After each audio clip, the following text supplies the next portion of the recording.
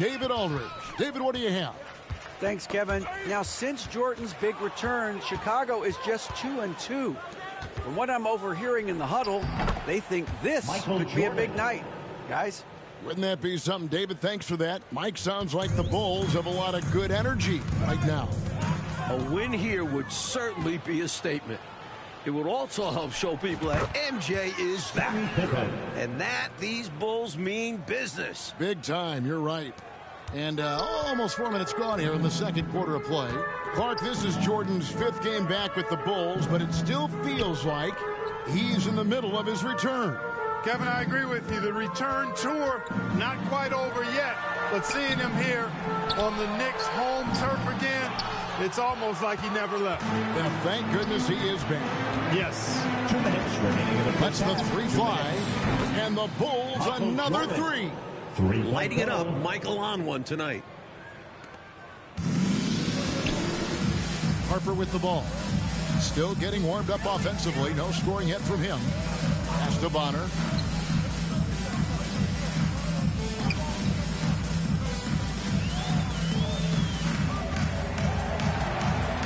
Six on the shot clock. And he gets the whistle for the 3-second call. Oh, my goodness. That was not what this team needed. Well, that explains why they're down. Miscues. Outside Pippen. And again, it's the Bulls from deep. You know, you can feel they're starting to take control of this one. You just get the sense they got their hands on the steering wheel nice and tight. And their play on the offensive end, it's the biggest reason they're winning. Tipped away. Bonner kicks to Starks.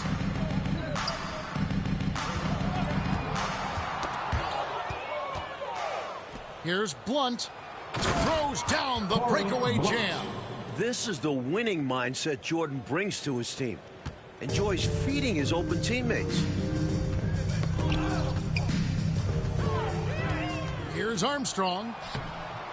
1 up, 1 down. 2 points with his first shot this game. Even with the score where it is, he just keeps coming. There's 45 seconds left in the first half. And here's Harper from the arc. And it's Jordan with the rebound. They desperately need something to fall. Well, they're on the wrong side of a big run. Never a good feeling. Hey, it's as plain as pound cake. Keep it simple. They want to see how big this league can get. No such thing as running up the score at this level. Passes it to Bonner. There's 21 seconds left in the first half of the game. Now the pass to Starks. They could use a bucket. New York missing again. Here's the teardrop. The shot's good from Jordan. From 67 points for Jordan. So clever with the floater. Man, does Jordan know how to torture defenses. And so it's Chicago, able to put on a show for the ages. The scoring has been tremendous, and they are shooting lights out with very high accuracy. Right back after this break.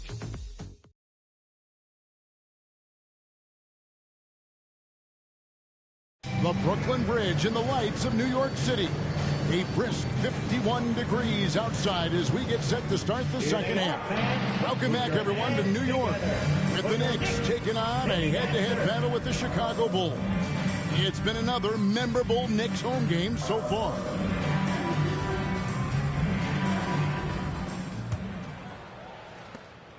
How great is it to see Michael Jordan back in his Bulls uniform? I mean, this is a team he's led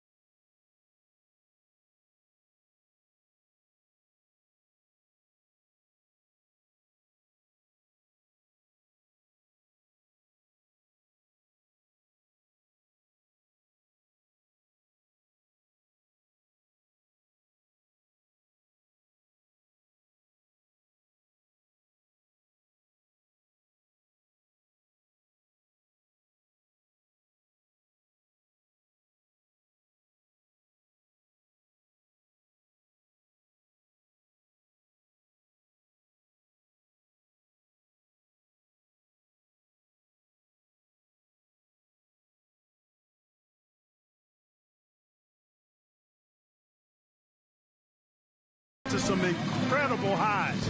And you can already see guys feeding off his energy, his talent, and his competitive spirit. We go now to David Aldridge on the sideline. Dave, what do you have for us? Thank you, Kevin. Now, as the Bulls get back on the floor, you remember that there's been lots of turnovers since Jordan left. There are 8 players on this team who have never played with Michael before. So that could and probably will affect their on-court chemistry. There's still a lot for Jordan and these Bulls to get reaccustomed to. Guys, back to you. Thanks, David. 8 guys. Mike is a significant chunk of the bench, isn't it? A lot of trust that needs to be built there, and they can't have it done in just 4 games. So it might be a factor tonight. Yeah, something the Bears watching for sure. So the Bulls 5 right now. They've got Purdue. Kukoc is out there with Pippen. Then it's Michael Jordan. And it's Armstrong in at the point guard position. And since his return to Chicago, Jordan has remarked, Mike, that he sees this as Pippen's team now. What do you think? And that speaks to the respect Jordan has for Pippen. Scotty did a great job leading this team while Michael was away, but I know everyone is glad to have him back. Including you and I. Yes, indeed. Ewing gets a wide-open look, and the Knicks miss again. Surprisingly, Ewing, not as much of a factor as we thought. Chicago has done a terrific job of really limiting his effectiveness. Turnover, New York ball.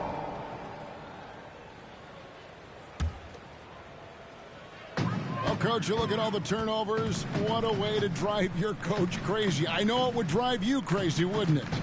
Yeah, your game plan means nothing if your players can't execute it.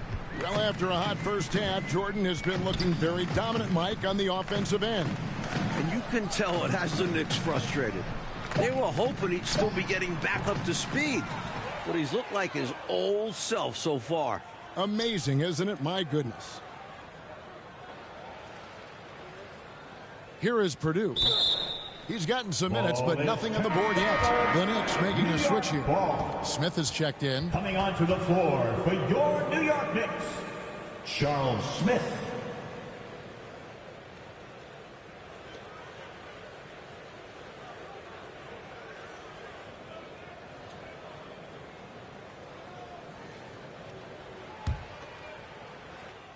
Knicks on offense. They're scoreless since the first half. Well, Clark, it seems so far in this game, Jordan has been able to outwork Starks' defensive efforts. Yeah, I agree with you there. He seems to be just one step ahead, really sharp. Starks might end up regretting making it known that he thought he could tie up MJ. He'll challenge him the whole way, you know that. Yeah, he's a fighter. And, you know, for both teams, there have been some offensive challenges, as this has been a pretty low-scoring affair. Well, credit to the defenses for that. Neither team is making it easy to find buckets.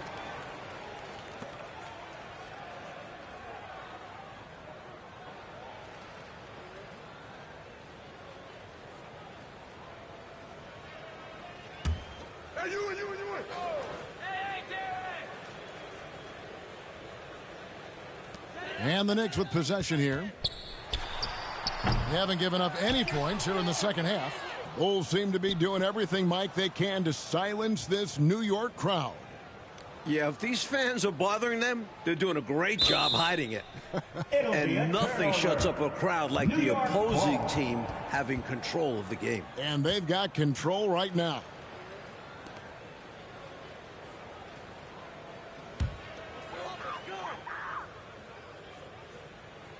A little over 2.5 minutes off the clock in this final half of play. Here is Bonner, guarded by Pippen. Bonner passes to Starks. Ewing with it. 4 on the shot clock. Harper's shot's good. Harper's got his first bucket in this one. Boy, that's an outstanding find by Ewing. It helps that he's as tall as he is because he's able to look over the floor quite cleanly. A different look for New York. Williams, he's checked in for Ewing. Davis comes in for Bonner. And Anthony subbed in for Starks. The Bulls also changing it up. Wennington comes in for Purdue. And Kerr subbed in for B.J. Armstrong.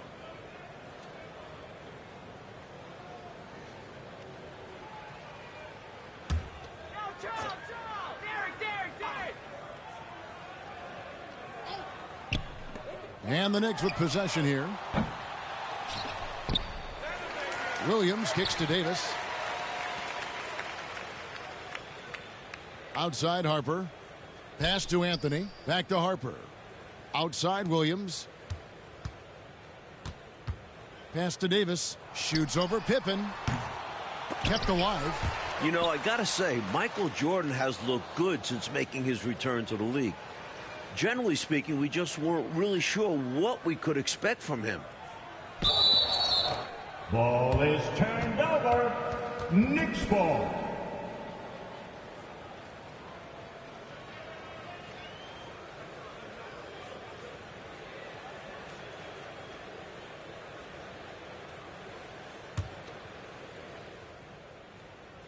In the third quarter with just over 3.5 minutes off the clock. You know, Clark, Jordan has had to get back up to speed since returning to the NBA. No doubt about it. Only 7 for 28 from the floor in his first game back. Clearly some rust there, and it ended up being a loss, but he's bounced back and is looking more and more like the MJ we remember now. Well said. Turnover. Knicks ball.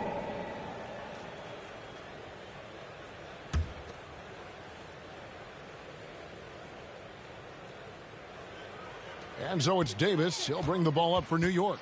2 minutes remaining. They haven't given up any points here in the second half. Anthony, the pass to Davis. Anthony kicks to Davis.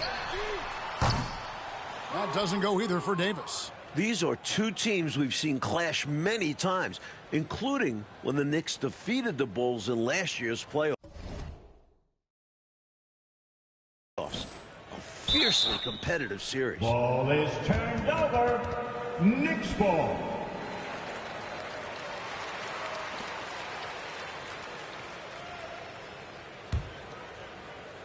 And here are the Knicks. Last season, the Knicks were able to overcome Chicago in the playoffs, Clark, and this year could be a lot different with Michael Jordan back.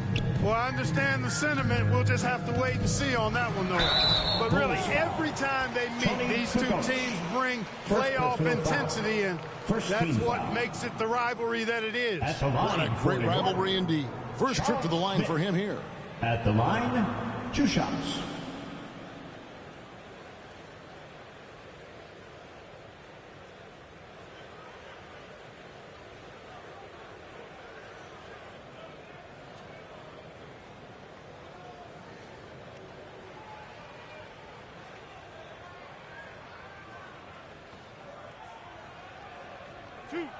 Two.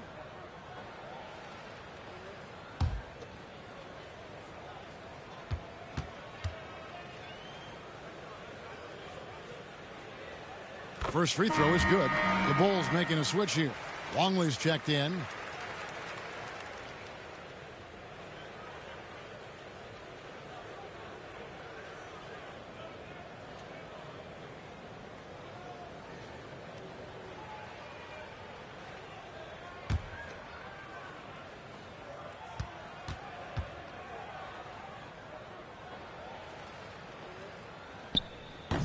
No good on the second, so he hits 1 of 2.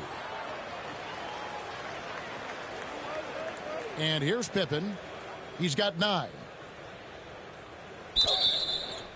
It'll be a turnover. New York ball.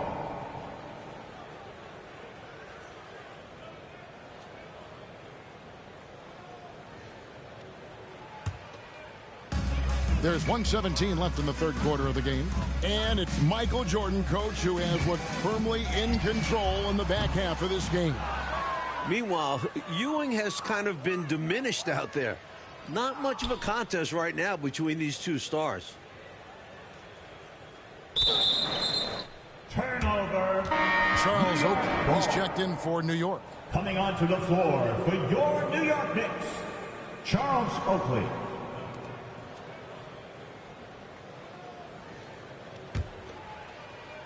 New York with the ball. They haven't given up any points here in the second half. Boy, defensively, that's great anticipation. Moving your feet and drawing the whistle. Unafraid to put his body on the line.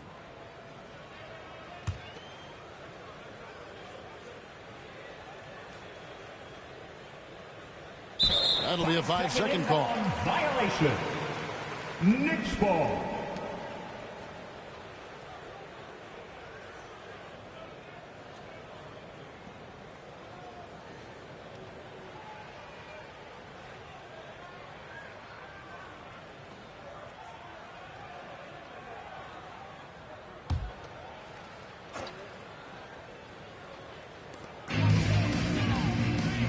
He dishes it to Harper. It's deflected. With authority. Wennington coming at the shot with those long arms for a swat. Now here's Jordan. What an incredible scoring display he has put on tonight. And we have to take another glance at that powerful rejection. Superb anticipation on that rejection, and that'll allow them to stay on the lead if they keep defending like that.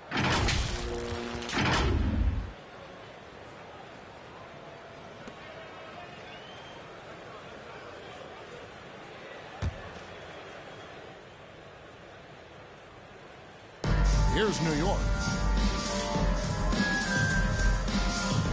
Anthony on the wing, defended by Kerr. And here's Harper from the arc. It's hauled in by Longley.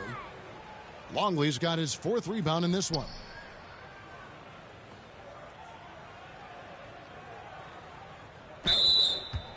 Turnover.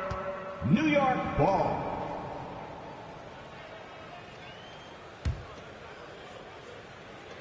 Coach Fratello, a big issue for them. I know it drives you crazy. Turnover. You just can't afford to give away anything in this league. You know, Greg is a guy who doesn't play outside of himself. He's a hard-nosed defender and good, impressive quickness, too. New York shooting their 7th and 8th attempts at the foul line tonight.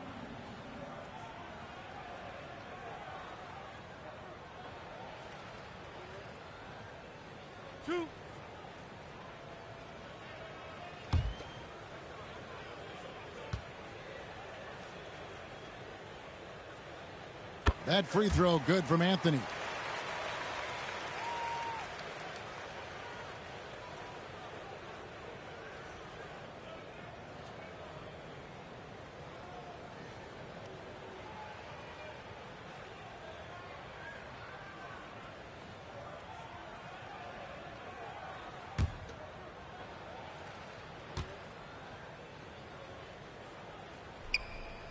So Anthony nails both of them.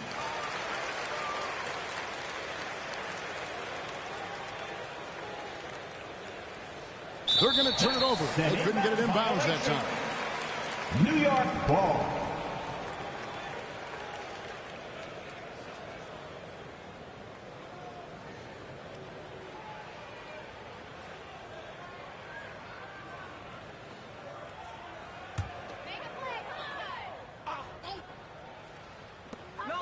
We've got 13 seconds left to play in the 3rd. And the Knicks miss again.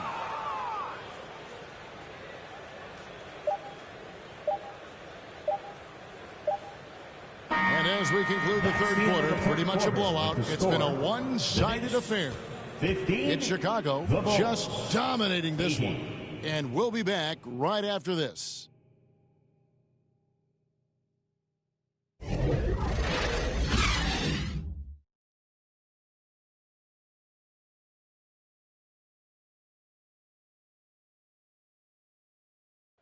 Welcome, everyone, for the 4th quarter here in New York. It's been a great game here today so far, with the Knicks going up against the Bulls, with all eyes on the returning Michael Jordan.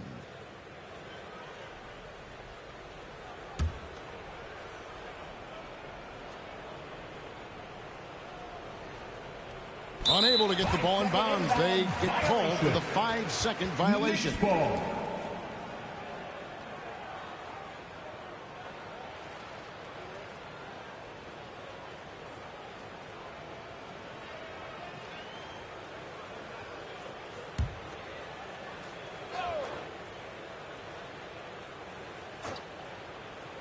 And here's Williams now. He'll bring it up for the Knicks. Smith is out there with Williams. Then it's Anthony. Then it's Williams. And it's Davis in at the 2-guard spot. That's the 5 for New York right now. As we get into the home stretch here, The question of whether or not Jordan has his legs back is a little more important.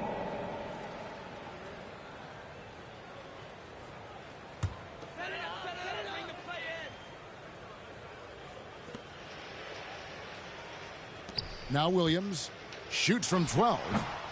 Rebounded by Wennington. But Clark, in a competitive game, Jordan might just have to tough it out on the floor.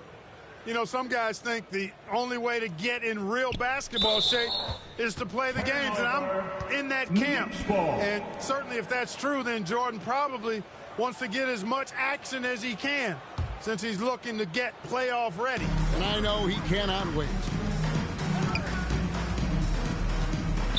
Down low. Williams can't get it to go. Coach, the Knicks' legendary home court advantage not seeming like such a factor right now. No, it is not. The Bulls have shaken off the boos and jeers, and now they're looking to send these fans home disappointed.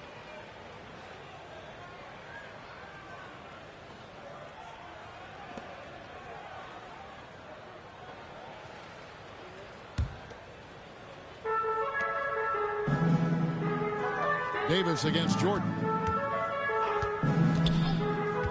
Passes it to Anthony. Inside, Smith. And it's slammed in by Smith. Spreading it like butter. Clark, you could not cook it up any better than that. Yeah. Delicious. New York Christie's checked in for Davis. Now into the lineup for your New York Knicks, Doug Christie.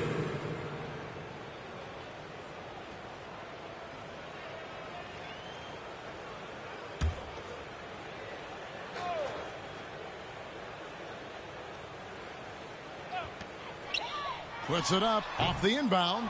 Chicago grabs the miss. Coach, you know, the Bulls really did a solid job chasing Starks off the perimeter in this game. Terrific defensive pressure to limit his output from range. Turnover. Chicago knew that was part of Starks' game that they wanted to target, and they've managed to shut it down effectively. You bet they did.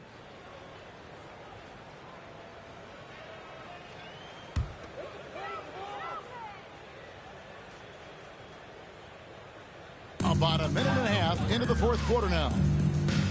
The pass to Anthony. Outside Williams.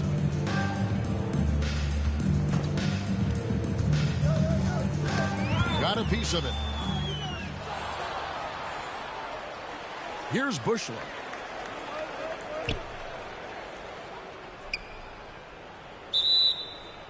It'll be a turnover. Purdue is checked in for the Bulls. Bulls substitution. Will Purdue.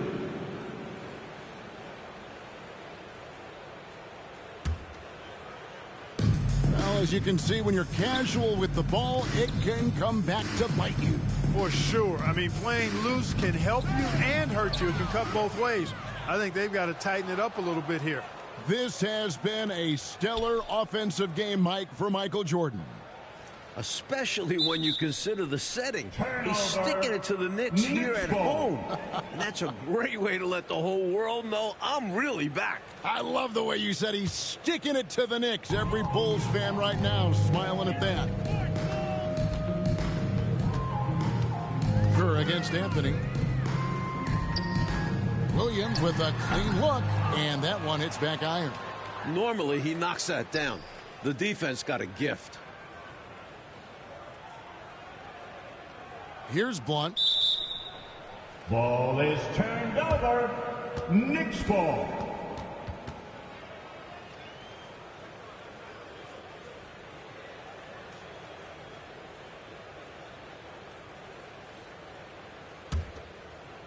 New York with the ball. Here in the fourth quarter, their defense has been very strong, allowing no baskets. Smith, no good. Purdue with the ball.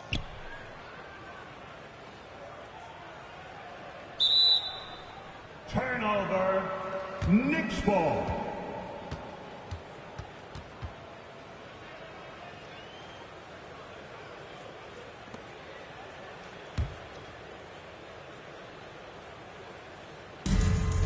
Williams passes to Christie. Poke loose.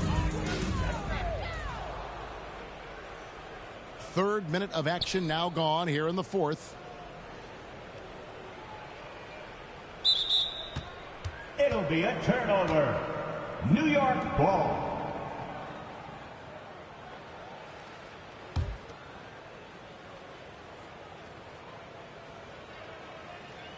And so it's Smith with it. He'll bring it up for the New York Knicks.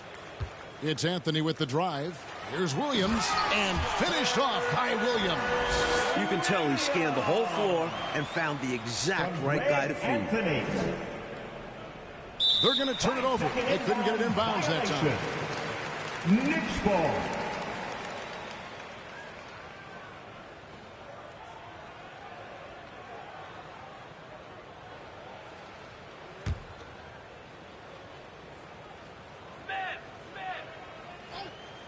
Here's Christie. Lets it go from 11. It's rebounded by Blunt.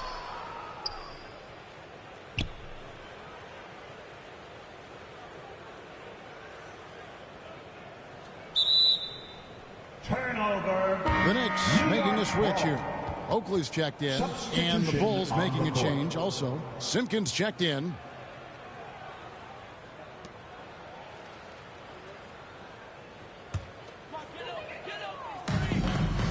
We've played just over 3.5 minutes now in the fourth quarter. Here's Oakley, and Charles Oakley out there with the slam. Really a big part of his game. Christie finding the open man here.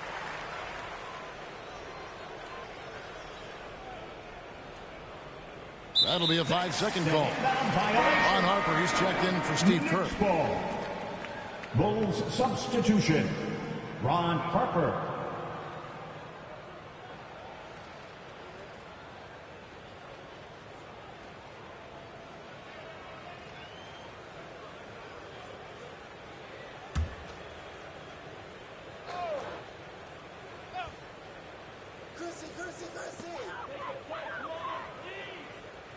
Outside Williams to the middle. It's stolen. And here is Jordan. 2 minutes. Ball is turned. Chicago making a switch here. Longley's checked in. Coming onto the floor for the Bulls, Luke Longley. New York with the ball. Here in the fourth quarter, their defense has been very strong, allowing no baskets. From 13, rebound by the Bulls. Longley's got his 6th rebound on the night.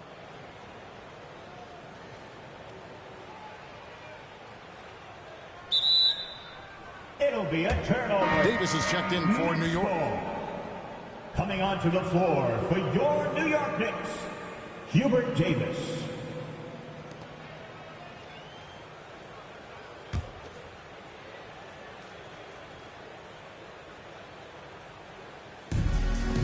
.136 left in the fourth quarter. To the inside. Here's Williams. Oh, and the jam by Williams. Wow, throwing it down with some real force. Yeah, big two-handed flush. 2 is better than 1. The defense knew better than to mess with him on that one. Knicks ball.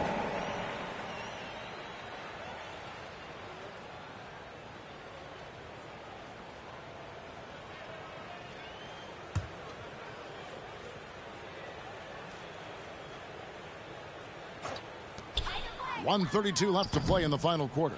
You know, and to put things simply, they've outworked the opposition on the glass, which is why they have this lead. Yeah, coach has to be really happy with their effort on the boards. Just being absolutely relentless and torching the opposition as a result. New York ball.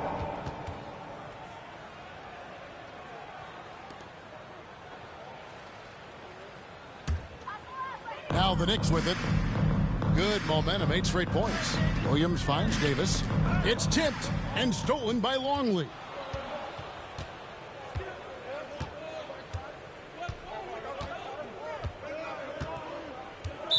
.105 left to play here in the fourth.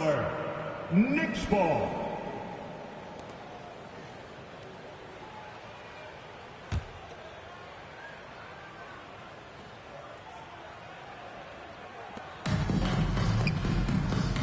Here's Christie. Anthony, the pass to Williams. And it's Williams with the jam. What a powerful move that was right off the screen. Yeah, they set him up well there. Obviously, a set they've been running in practice. He knew just what to do. New York ball.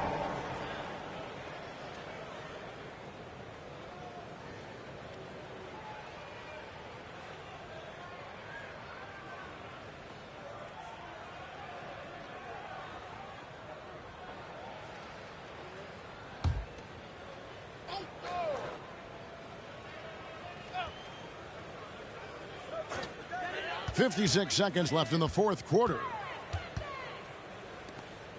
This one for three. He can't get that one. And the Bulls going the other way now.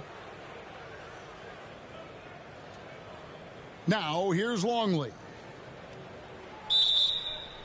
Ball is turned over. Knicks ball.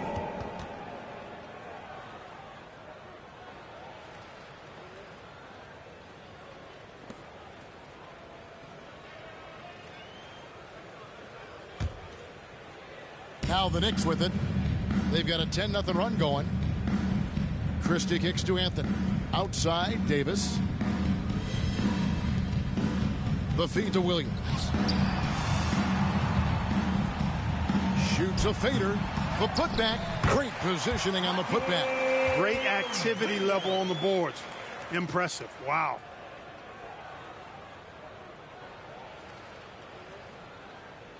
They're going to turn it over. They couldn't get it in bounds that time. Knicks ball. Now into the lineup for your New York Knicks, Charles Smith.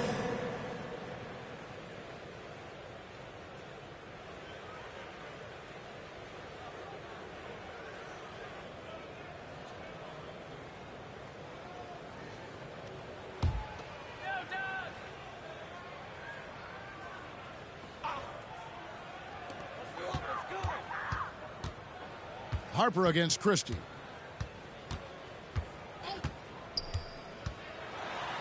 And it's blocked. Not always easy to get a shot around the guy of Longley's stature. He uses his length to get all over it for a block. Turnover. New York ball. Bulls substitution. Bill Wennington.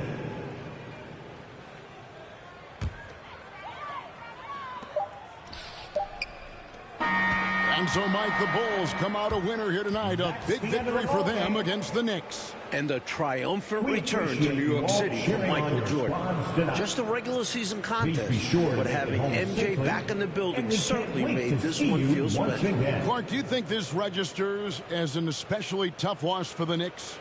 No question about it, Kevin. Always hard to lose a game at home, but you got to put it behind you. I know they're thinking ahead, and they'll look to handle business next time out. Yeah, they think they're going to rebound, I'm sure. For our terrific reporter, David Aldridge, along with Clark Kellogg and Mike Fratello, I'm Kevin Harlan, saying thank you for tuning in tonight.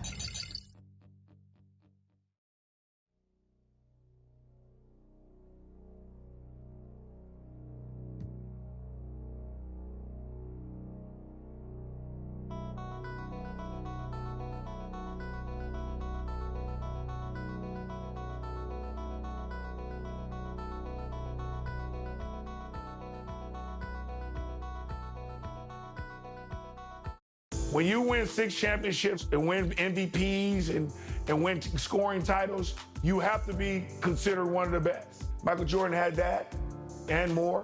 Going into the 1996 series against the Chicago Bulls, I was the defensive player of the year.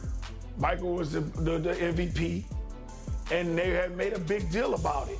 But I think my mindset was just to go in there and contain him, make him take uncomfortable shots, make him take something that's not in his rhythm, and give us a chance to win, and make other players beat us. Kukoc stepped up, Pippen stepped up, a lot of players stepped up. Michael Jordan stepped up in Game 6. He got smart about it by attacking us and getting us in situations where we're getting in foul trouble, and then we couldn't do nothing about it. In these games, I was saying anything I wanted to say to Mike, and it went back and forth, and he didn't back down. He was always strong, and he always came at me, and I love him.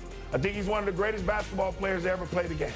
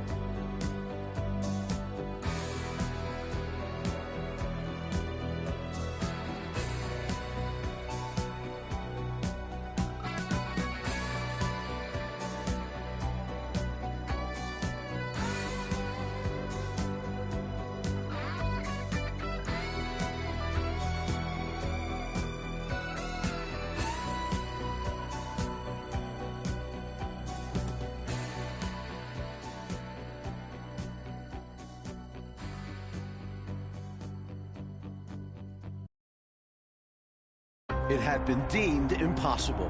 No team has ever returned from a 3-0 series deficit. But the Sonics have marched back from the brink and now stand poised to take it the distance. And tonight, as they approach the final leg, it's their opponent Bulls who seem wounded and weary. Once given up for lost, can they find their way to the promised land?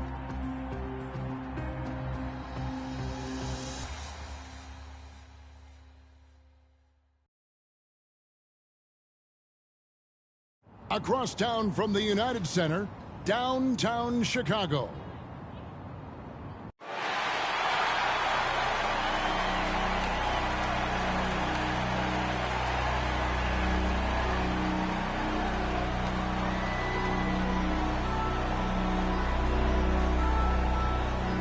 And now, the starting lineup for your Chicago Bulls. The man in the middle from New Mexico, 7'2", Luke Longley. A 6'6" guy from Miami, Ohio, Ron Harper.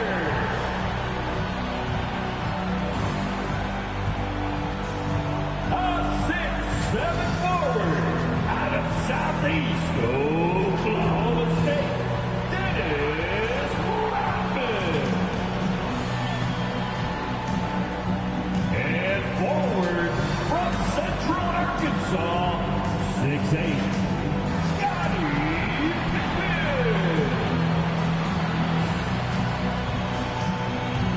From North Carolina, and guard, 6'6", Michael Jordan.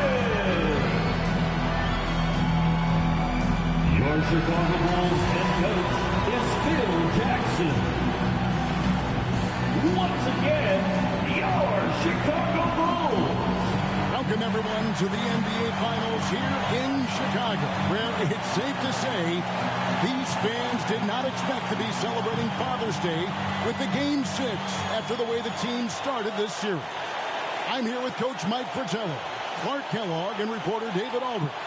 And Mike, perhaps some home cooking is just the thing these road-weary Bulls need. Well, road weary and maybe a little road rash with the injuries they've sustained.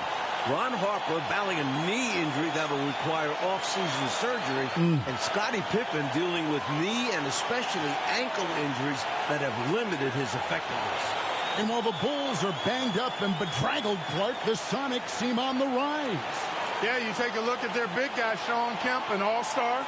The Sonics are definitely younger and healthier at this point, but still a tall task to win 2 in a row on the defending champs' home court. Oh, big effort tonight needed. On the floor for the Supersonics, the Defensive Player of the Year, Gary Payton. He's joined by Hawkins in the backcourt. At the forward spots, Schrempf and Kemp. And Brakowski at the 5. And the 5 for Chicago. MVP Michael Jordan and Harper are the guards. Pippen and Rodman form the front court, and big Luke Longley at center. And after the Sonics lost the first 3 games, Coach Carl finally put the glove, Gary Payton,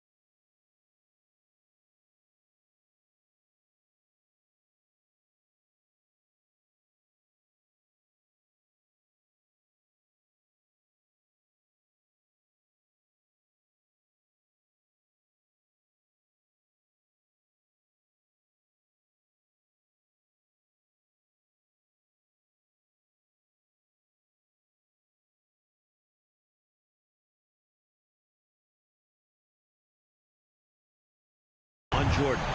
Some question what took him so long to guard the MVP with the Defensive Player of the Year. Now, here's Payton. And he lobs it up toward the rim, and then Kemp slams it in. Kemp, such an exciting player, especially on these alley-oops. Hey, Clark, you look at the last 2 games for Michael Jordan. His numbers have gone down since he's been defended by Gary Payton. Yeah, you know, through the first 3 games, Kevin, he averaged 31 points on 46% shooting. Since then, though, only 24 points on 41% shooting. That's a significant difference. Yeah, Payton's done a great job. And here are the Supersonics now. After Chicago picking up a basket just moments ago. Shot clock at 2. Payton. That shot no good. And the Bulls going the other way now. Dennis Rodman was a huge free agent signing for the Bulls, adding toughness and rebounding to this squad. Yeah, I agree with you wholeheartedly there. You know, it's the 5th straight year the Worm has led the league in boards. He does an awful lot to stir the drink defensively for Chicago, and the fans absolutely love it. Known as both a lockdown.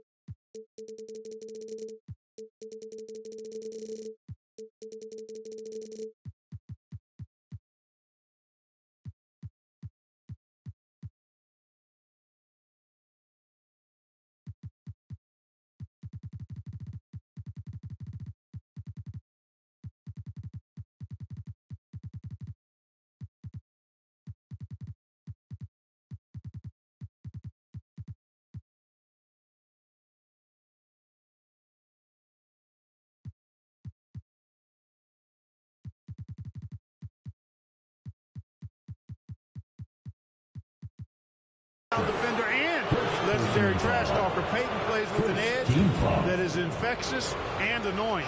The Supersonics shooting their first free throws of the evening. At the line for 2. And the first one drops.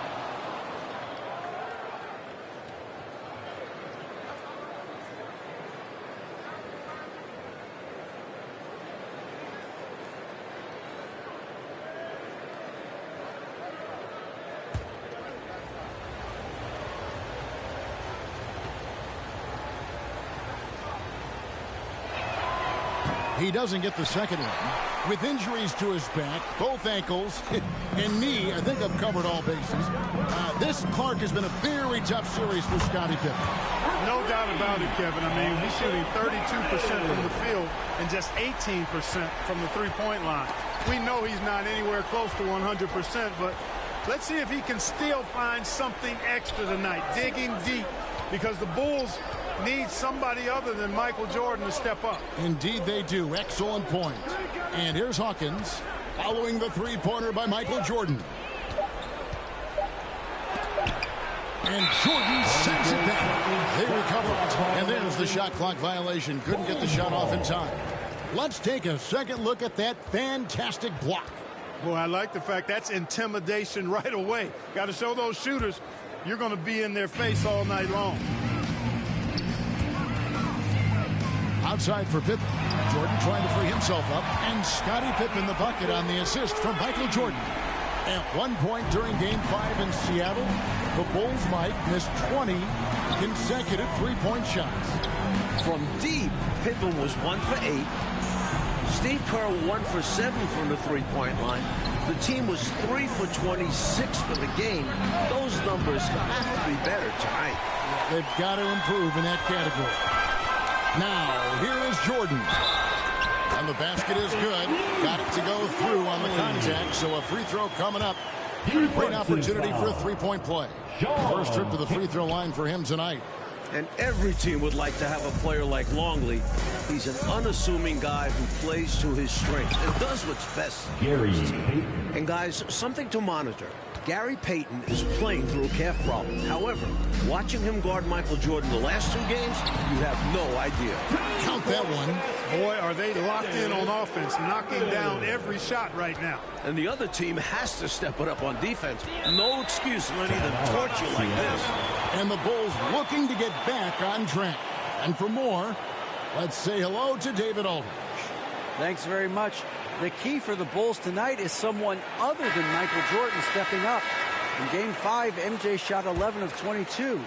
Everyone else, 18 for 55, less than 30%. Ron Harper has just 2 points in the last 3 games. Scottie Pippen is shooting just 33% in the series. And Steve Kerr is 3 of 20 from deep. Of course, MJ's the league MVP, but he can't do it all by himself. Guys, a lot of different layers with this one. David, thank you. Mike, who are you looking for to step up tonight for Chicago?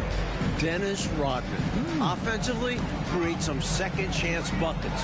Defensively, make things difficult for Shawn Kemp. The Rain Man has been on fire. Longley with the bucket. That last game in Seattle, Michael Jordan pretty much had 0 help. That has to change tonight for the Bulls. Well, let's throw some numbers at the folks out there, Coach. The Bulls missed 23s in a row at one point. MJ shot 50% from the field. Everybody else, under 33%. Jordan can't do everything, can he? Now here's Jordan. Trent with the rebound. That's a long way out there, but, you know, it's a shot he knows he can make. Fearless and deadly. In the first 2 minutes. Here's Jordan. And the Bulls tack on 2 more. Their scoring has been a problem. It's been tough to handle. And it's enabled them to establish a substantial lead in the early going. Harper with the steal. Pops it up for Jordan. Hammers the alley-oop through. From the opening whistle, their tempo has been the tempo of the game. Not just on offense, but on D as well. They've completely set the tone for this game. Seattle calls timeout. Shooting too many blanks in this one to stay close. Maybe try something different. Couldn't hurt at this point. Everyone. Perkins is checked in for Bukowski. Here are your lavables. Checking in for Seattle, Sam Perkins. There's a minute 34 left in the first. Hawkins against Jordan to end the run. Oh, that's blocked. Hard to shoot over 7'2". Longley getting all of that one. Including the playoffs, the Bulls are a ridiculous 48-2 at home. The second best record in NBA history. Only the '86 Celtics have been better. Boston going 50-1 at home that year. For the visitors of the Bulls, the United Center is a house of horrors. Now here's Longley. Following the miss by Michael Jordan. Nailed from three-point land. Jordan's got a pair of threes now in the first quarter for the Bulls. Celtics trail by 20. Knocked away. Payton passes to Kemp. Sonics having flashbacks, still struggling in this series and not looking sharp. From deep, Jordan, that falls. Nice speed that time from Harper. Jordan's got 13 points. They are really shooting the heck out of the ball. Fantastic start from 3. When you knock down threes early, it stretches the floor, opens everything up. Here is Hawkins. He's still scoreless so far in this one. No one near Payton as he lets it go. Trying to answer back, but that three is off the mark. And here's Jordan outside. Another three for Chicago. Tell you what, he's going to have a lot more chances to knock down shots if he continues to shoot like that from the three-point line. Just watch the lanes open wider as the defense creeps toward the perimeter. Payton's shot is off. Well, he's much better than that. Really no excuse for missing that lane. And so it's the Chicago Bulls ahead by 26 points as we get ready for the break. And with as many three-pointers as they... The Supersonics. It's the second quarter of Game 6, the 1996 NBA Final. Seattle trying to extend this series. The Bulls looking to put the finishing touches on an all-time season. It is clearly an emotional night for Michael Jordan. playing on Father's Day without his late dad. They've got Dennis Rodman. Harper is out there with Michael Jordan. Then it's Longley. And it's Pippen in at the 3 spot. So that's the 5 in the game for Chicago. Here's Harper. And it's in there. And really for Michael Jordan, so much has happened since he lost his father, Mike Fratello. Well, first retiring, trying out pro baseball, coming back to the NBA, winning an MVP. The one thing left, win a title. And you know Michael Jordan is thinking about his dad today. Yeah, he's got it. Another 3 for Chicago. They've gotten out to a big lead because of superior play on both ends. No better way to do it. It's much easier to win games when you own both sides of the floor. For Jordan, into the second quarter, Mike, the shooting numbers are better than what we saw in Seattle. Well, some adjustments from Mike. Freeing himself up for some better looks, looking like the league MVP tonight. He does. And, you know, that shot was challenged, but even so, I'm always surprised whenever he misses. Yeah, had the space, but not that time. This is his first trip to the line tonight. And he makes the first. Whether starting or coming off the bench, Schrempf is valuable to this team. They rely on him to score. And Schrempf drops them both. Enzo Jordan will bring it up for the Chicago Bulls. Takes a 3. In for another field goal. A sublime 9 of 14 on the night. Boy, clearly embracing the game with his whole heart there. Loves showing up for the team and just playing the game. Clark, Scottie Pippen is having a hard time out there tonight, isn't he? Yeah, he really is, Kevin. And, you know, those injuries really taking a toll. As a result, Pippen just has not been himself throughout this series. And good. Got the English that time as it falls. Jordan's got 27 points. I don't know what the heck the defense was thinking there. I mean, he's cast from this area of the floor, and they let him walk into it. Yeah, you got to show more fight on defense. This isn't the guy you give room to shoot from the mid-range. They double-team Kemp. Hawkins passes to McMillan. A second chance effort. The shot by Hawkins, no good. Rough quarter for him. Just hasn't been able to connect. And that's the way it goes sometimes. Just got to stay with it. Mike, still a lot of basketball left, but much better from deep for Chicago in this one. Hitting threes will pay dividends later on. Making those trays will loosen up a stiff Seattle defense. Here's Hawkins. That one off the back iron and out. Here's Chicago. They've outscored him 16 points to 2. Not slowing down. Pippen kicks to Jordan. Rodman passes to Longley. And here's Jordan outside. And the 3-ball is good. Jordan's got 33. I like that they're putting in the work, trying to build this lead out. Because in the NBA, no lead is safe. Here's Hawkins. Hawkins can't get that one to fall. Struggling to find their flow while the other team is on the roll. Yeah, this drought is really hurting them. They've got to mix things up and try and snap at it. He has a particular set of skills that they're very fun to watch. And, Mike, as we can see here, a clear advantage for Michael Jordan over Shawn Kemp thus far. MJ wants this series to end tonight. This year's MVP wants another ring. Kemp really needs to step his game up to extend this series. He's going to have to be at his very best, you're right. The main story in the newspapers this morning, the future of this Bulls team. Michael Jordan, Dennis Rodman, Phil Jackson are all free agents. Not just an NBA title on the line for the Bulls, also a place in history. TA? Thanks, guys. If the Bulls win tonight, they could go down as the greatest team of all time. Chicago's already set an NBA single-season record with 72 regular season wins. Including the playoffs, they're 48-2 at home. But we've seen over these last 2 games that the weight of history has been heavy on their shoulders. Back to you. You can see it. All right, DA, thank you. Czar, just how much pressure is right now on this Bulls team? A ton. And it's been this way since they started chasing this wins record midway through the regular season. Chicago looks a little tired. It's been a long season. Very long indeed. And Clark, with the contracts of Jordan, Rodman, Phil Jackson all coming up, do you think that's a distraction at all? It could be, but I don't think it is. I mean, it's the finals, Kevin. You're focused on trying to get another championship ring, but I really hope management and those three work things out. This team shouldn't be one and done. They should have a long road in front of them. I agree. Kerr's checked in for Harper. The Sonics also changing it up. Brikowski's checked in for Perkins. Wingate comes in for Detlef Schrempf. And it's Payton in for Hawkins. You know, you can feel they're starting to take control of this one. You just get the sense they've got their hands on the steering wheel nice and tight. And their play on the offensive end, it's the biggest reason they're winning. Wingate passes to Kemp. Over Rodman. And that one goes long. For Seattle, Mike, to even force a Game 6. That's very impressive.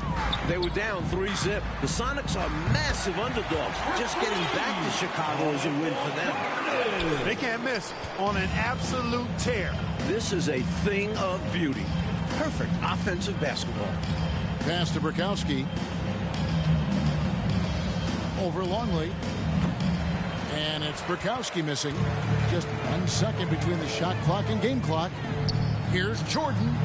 Another one falls for Chicago. Scoring the ball. He has been lethal and efficient. Wow. And it's the Supersonics with the ball. Outside, Payton.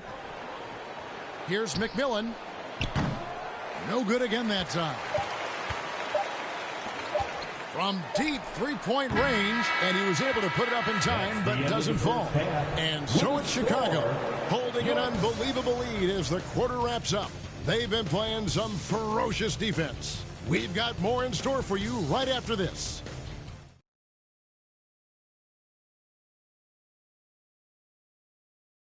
Dusk here in Chicago as the last moments of sunlight flow over Lake Michigan and the bustling downtown of Chicago, Illinois. Game 6 of the NBA Finals. It's the second half along with Coach Mike Fratello, former player Clark Kellogg, and reporter David Aldridge.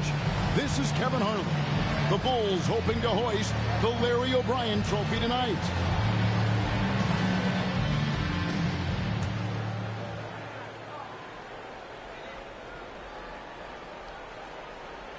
Unable to get the ball in bounds. They get called for the 5-second violation. And we got to take a second look to admire that outstanding block. They're determined to add to the lead, not with more offense, but with big-time defense.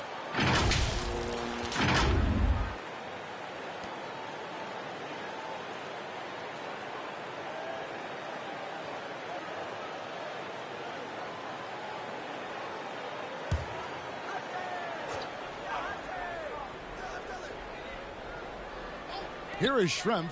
Trying to get open is Kemp. No good from Schrempf. Almost non-existent in Game 5. But here, Robert putting in extra effort on the glass. Things have come full circle for Dennis Rodman. Remember, the Worm was on those bad boys Pistons teams that eliminated the Bulls 3 straight years. On the court right now for the Sonics, we've got Brikowski. Hawkins is out there with Payton. Then it's Schrempf. And it's Kemp in at the 4 slot.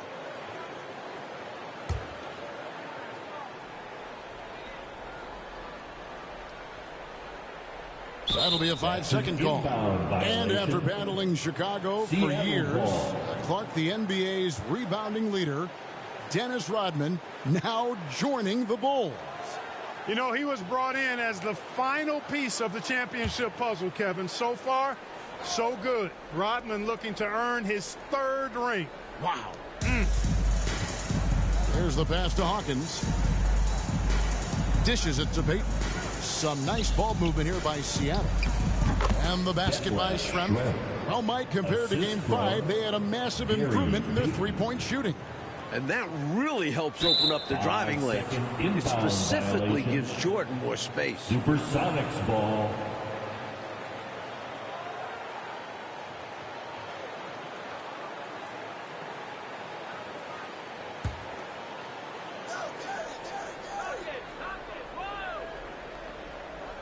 Here's Kemp.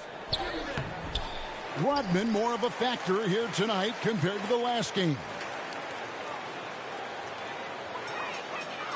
Rodman with it.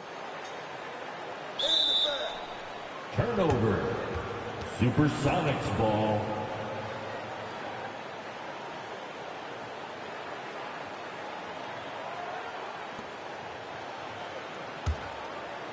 In the first half, Mike, a much more effective Michael Jordan than Game 5. Shaw. We know Michael was going to review the film with Phil Jackson, and what they've done is draw up some very nice sets for MJ. They're going to turn it over. They couldn't get it in bounds that time. Seattle ball.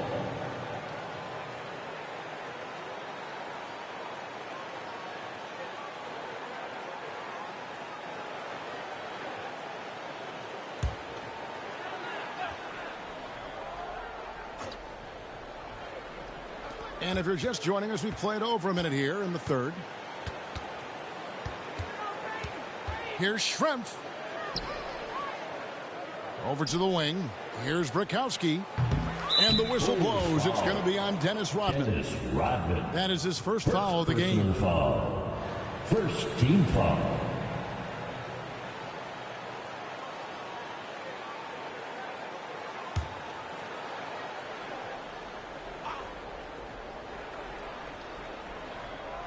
And it's the Supersonics with the ball. Haven't given up any points here in the second half. Old teammates at North Carolina. Sam Perkins and Michael Jordan won the national title with the Tar Heels back in 1982. That was Jordan's freshman year. MJ hitting the game-winning shot. Ball is turned over. Perkins is checked in for Seattle. Ball. Checking in for Seattle. Sam Perkins.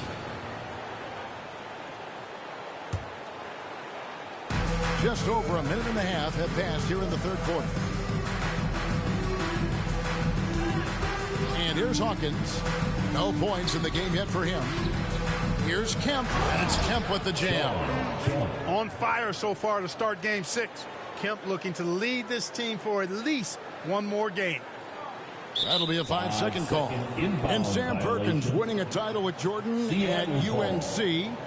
But Clark in the NBA, they have been rivals, not teammates. That is exactly right, Kevin. Perkins, a starter on the 91 Lakers that lost to the Bulls. MJ's first NBA championship. This time with Seattle, Sam is facing off against his old UNC buddy again, trying to even the score in the finals tally. Yep, a lot of competition between those two. For sure. Here's Rodman. Turnover. Chicago making a switch here. Kukoc is checked in.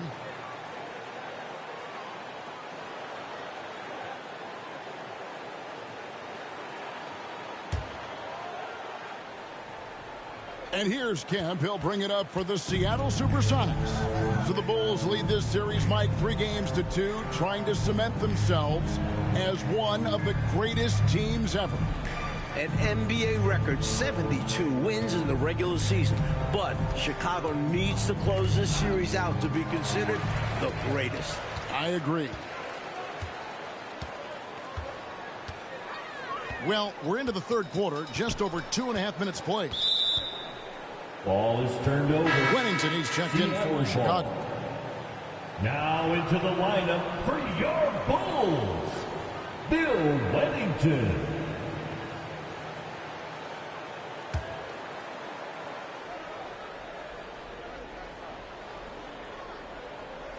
And it's the Supersonics with the ball. They haven't given up any points here in the second half. Now, here's Harper. Turnover. Seattle ball.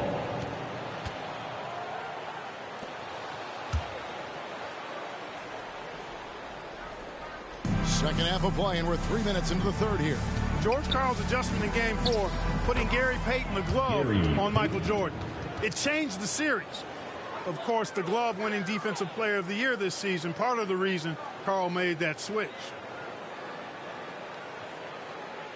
Unable to get the ball in bounds. They get called for the 5-second violation. The Supersonics making a switch here. Askew's checked in. Vincent Askew.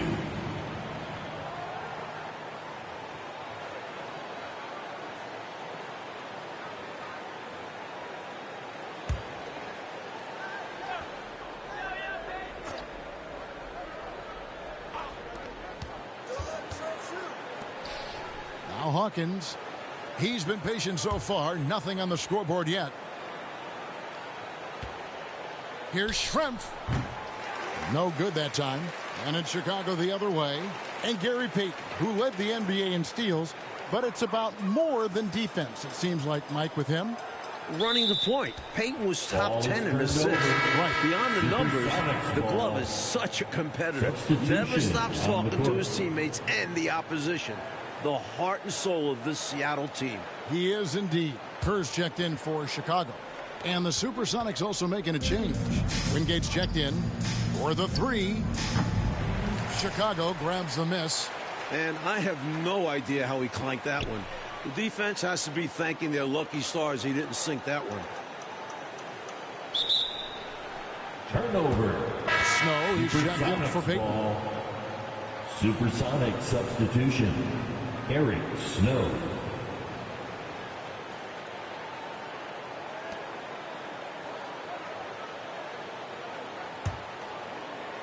Sonics on offense. They've got an 8-0 run. Poked away. Here's Perkins.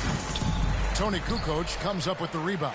He had space to operate inside, but just couldn't get it to fall. Third, 2 minutes. We've got 1:55 left in the third. Turned over. Seattle ball.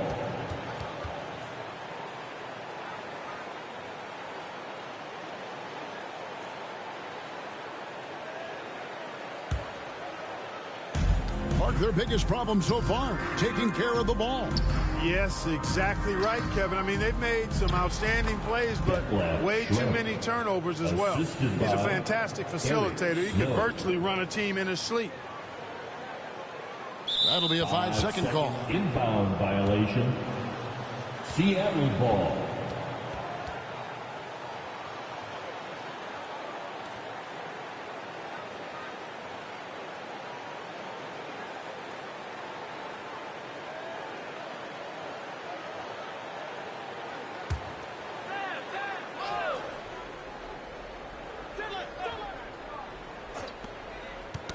That's out of bounds. Seattle will retain possession.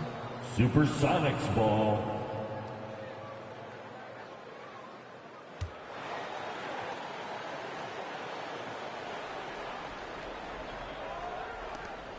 .137 left in the third quarter. Passes to Askew.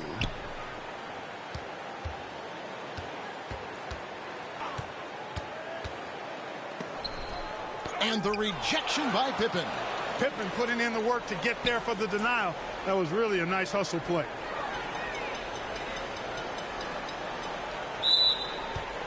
Turnover. Seattle ball.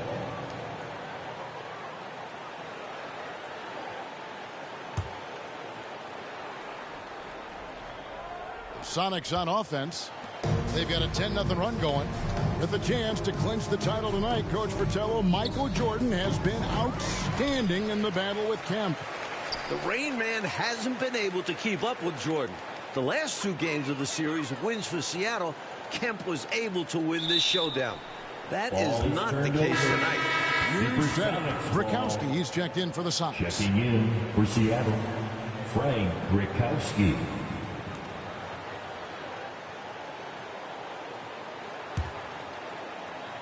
And the points, Mike, that they're piling up now have gone largely unanswered. Yeah, whatever they've discovered here, it's working for them. Pass to Snow. Shoots from the corner. Rebounded by Wennington. The net totally forced it. Hard to understand why he decided to gamble the whole possession on that shot. Turnover. Supersonics ball.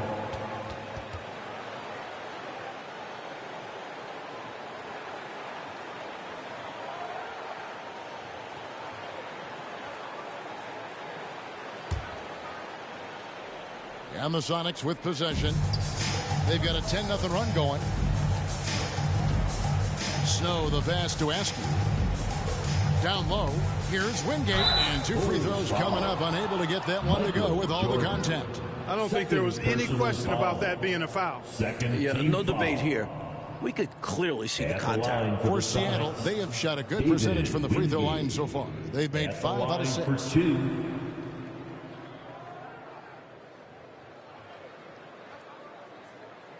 Shooting 2.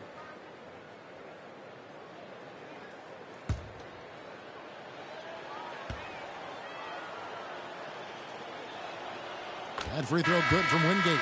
Rodman, he's checked in for Pippen.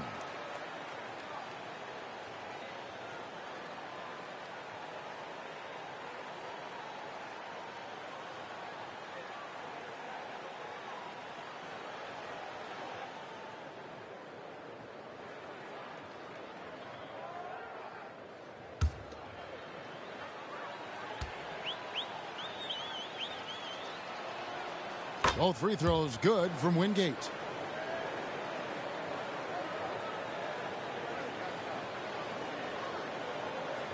They're going to turn it over. They couldn't get it in bounds that time. Seattle ball.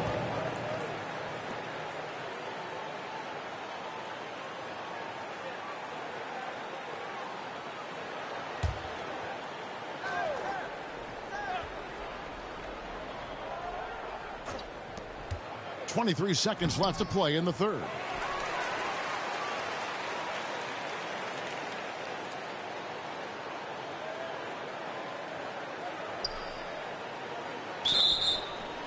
Ball is turned over.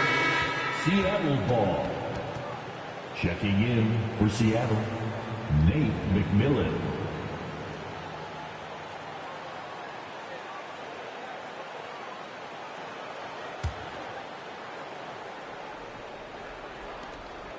There's 10 seconds left to play here in the third. Out left to the wing. Here's Perkins. Can't get the reverse layup to fall. And at the end of the third quarter, a huge lead in this one may already have been decided. It's Chicago running away with this one. The Supersonics. We're going to step aside for just a second, but join us right back here for the start of the fourth quarter next.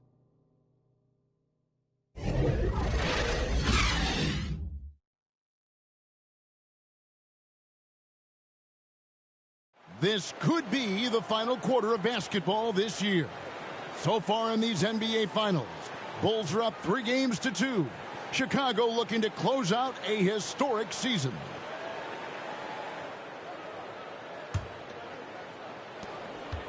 Going back to Game 5, Michael Jordan just 2 points in the fourth quarter. Normally, that's when MJ takes over. Maybe Mike is human after all. The last time the Bulls won a title, Father's Day 1993. Again, Chicago can clinch on Father's Day right now, today. Right, David? Thank you, Kevin. Of course, this Father's Day is much different from Michael Jordan. Right after that victory 3 years ago in Phoenix, MJ lost his father, James. Now, he said before today's game, I'm looking forward to going out and playing hard, knowing that I'm doing what I can to try and make him proud. Guys? Yeah, interesting day, difficult day. D.A., thank you. And Mike, things full circle for Jordan. His kids up in the stands tonight. Yeah, Michael's playing with a heavy heart, but told us before the game he's playing to make his children proud. Yeah, a lot of quality there for sure. So with Pippen sitting on the bench, this is Phil Jackson's lineup. Jordan is out there with Brown. Then there's Bill Wennington. Then it's Kukoc. And it's Bushnell. And at the 3, the small forward.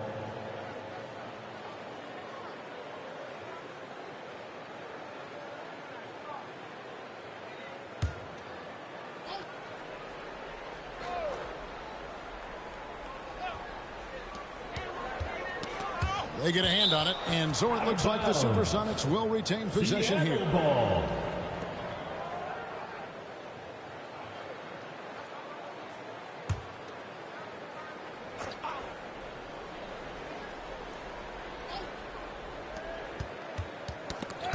That's out of bounds. Seattle will retain possession. Seattle ball.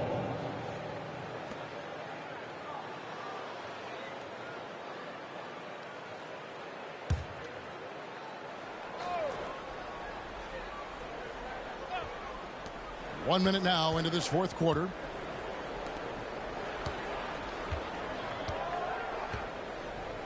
Pass to Snow. Here is Wingate.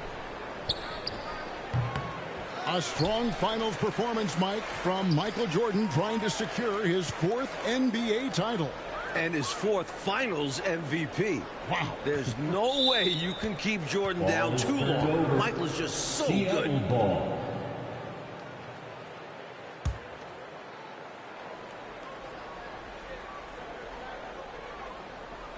And it's the Supersonics ball. Here in the fourth quarter, their defense has been very strong, allowing no baskets. Final quarter of play, about a minute and a half off the clock into it. Seattle ball.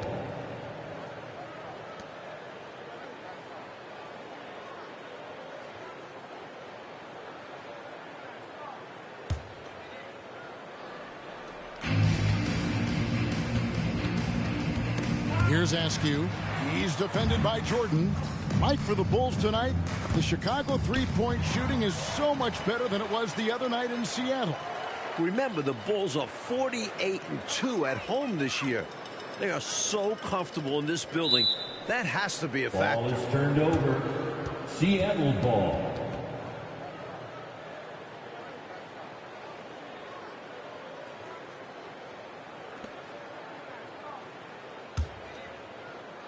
And it's the Supersonics with the ball. Game moves along. 2 minutes gone here in the fourth. Had a hand on it. Nice job that time by Kukoc using the wingspan to get a hand on it. Here's Wennington. Turnover. Supersonics ball.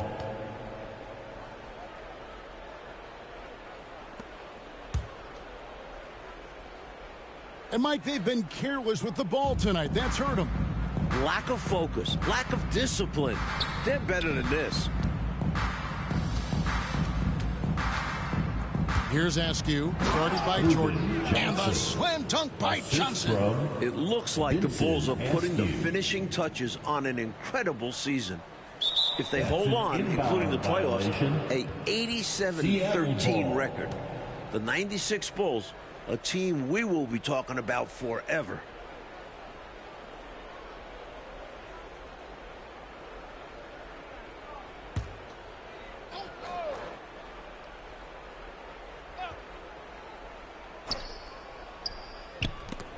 And stolen by Jordan. For those just joining us, fourth quarter here. We're just over 2.5 minutes into it. All right, Clark, let me put you on the spot, and I feel uncomfortable doing it. I'm going to begin that way. Is this the greatest NBA team that you've seen of all time? Boy, that's a tough one, Kevin, but I think so when you start talking about an NBA record for wins, Hall of Fame players, Hall of Fame coach, and I dare say it, and many agree with me, Michael Jordan might be the greatest player ever, too. I mean, that's an awful lot stacking up in favor of this being the best team of all time. Turnover. Supersonics ball.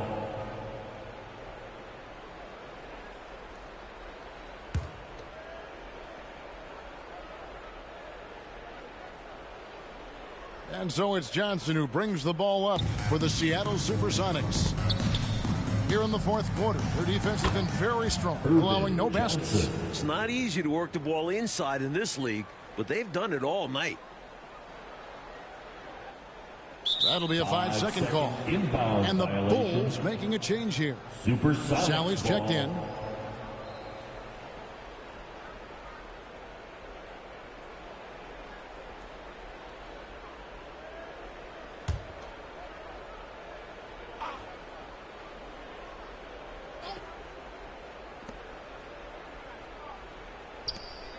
Here's Snow. Some nice ball movement here by Seattle. And there's the pass to Askew. And too much time in the lane. They get called for the 3-second violation. When you're struggling to get ahead, a mistake like that is doubly damaging. Absolutely the wrong time for that kind of slip-up. I agree. It just destroys your momentum. And the Bulls making a change here. Kerr's checked in. Unable to get the ball in bounds. They get called for the 5-second violation. Ball.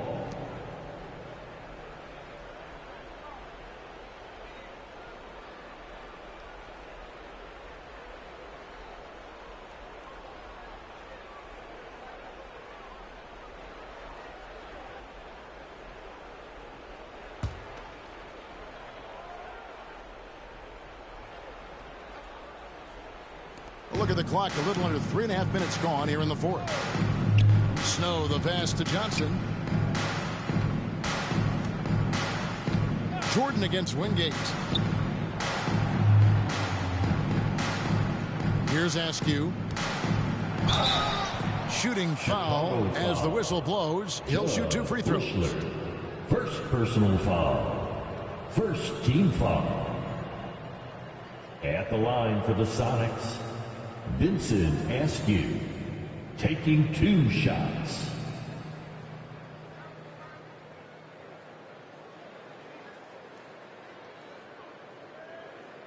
Shooting 2.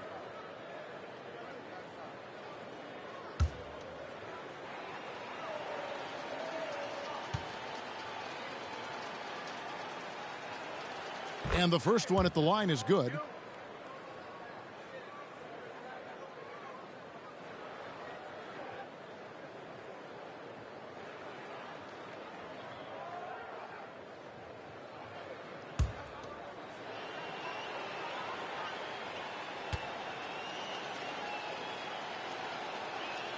He's perfect from the line this time.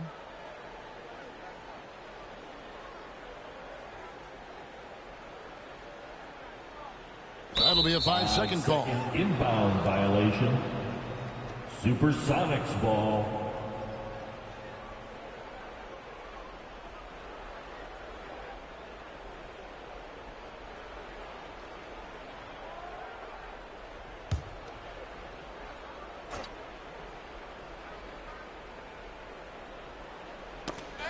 Ball's knocked loose. Shot from the wing. No good on the shot. A bit long that time. Well, they looked okay with him taking that shot from mid-range, and he didn't do anything to change their mind. Ball is turned over. Seattle ball.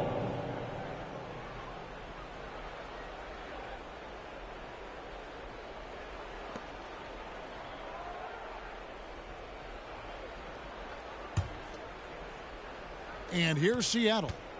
It's been 8 unanswered points 2 for them. minutes remaining in the game. 2 minutes. 1:56 left in the fourth quarter. And there's the defensive 3-second call. Supersonics ball. At the line for the Sonics, Vincent Askew. At the line for 1. One shot.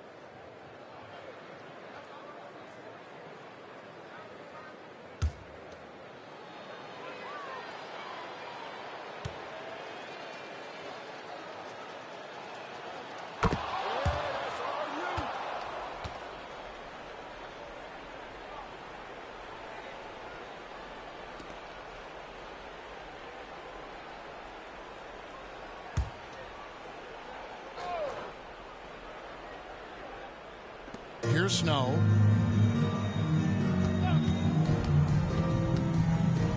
Feeds it to Johnson. And he takes it in for the layup off a very nice feed. Assisted by And it's 8 points for Johnson. Snow. Seems to have a knack for hitting guys in their spots. His vision excellent. They're going to turn it over. They couldn't get it in bounds that time. Supersonics ball.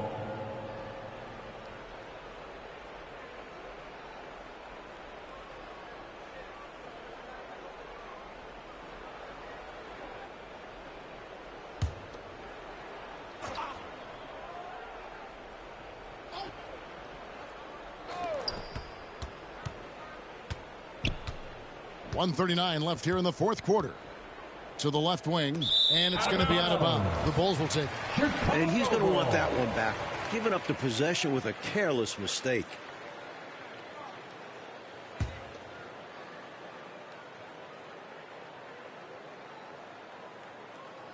Unable to get the ball in bounds. They get called for the 5-second violation. Supersonics ball.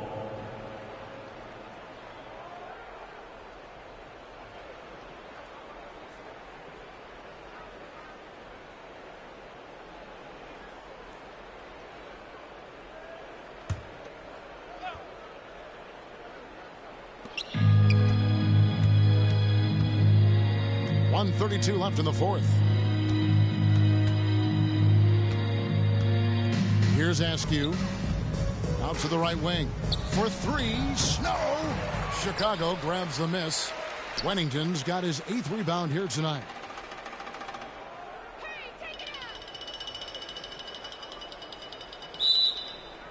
Turnover. James Edwards checked in for the Bulls. Coming onto the floor for your Bulls, James Edwards.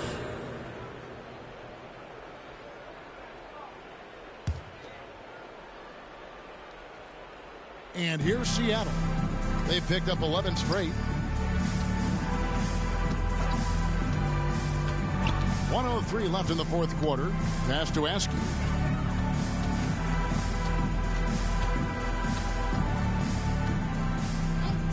Clock at 6.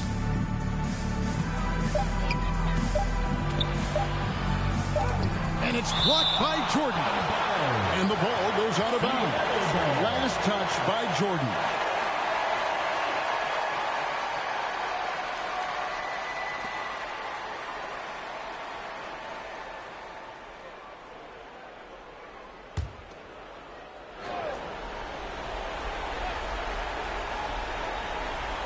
And they force the shot clock violation. Great D. Chicago ball.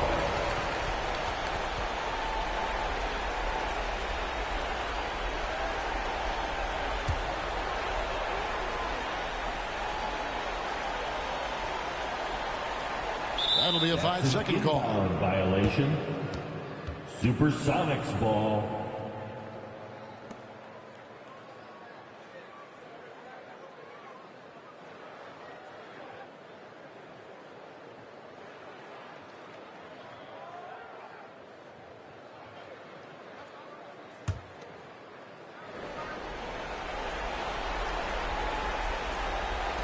.46 seconds left in the game.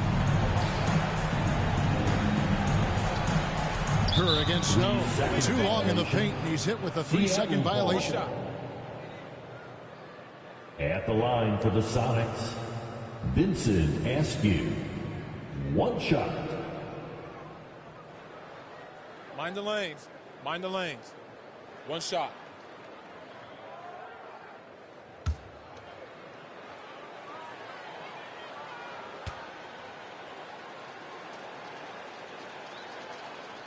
And he shows the focus there, nails the technical.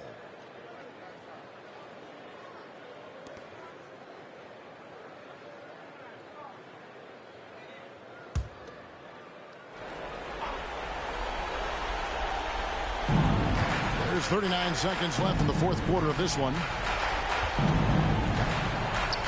There's the triple. And it's Chicago with the rebound. Jordan with it. Ball is turned over. Supersonics ball.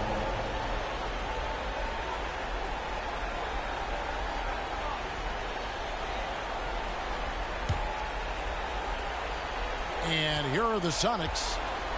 A 12-0 run right now and counting. Here's Snow. Pass to Askew.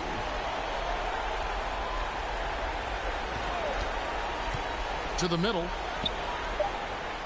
And Wingate gets it to go. Wingate. I like the play call. Very solid, making perfect use of the pick to get a great look. They're going to turn it over. They couldn't get it in bounds that time. Seattle ball. Now into the lineup for your Bulls, Jason Caffey.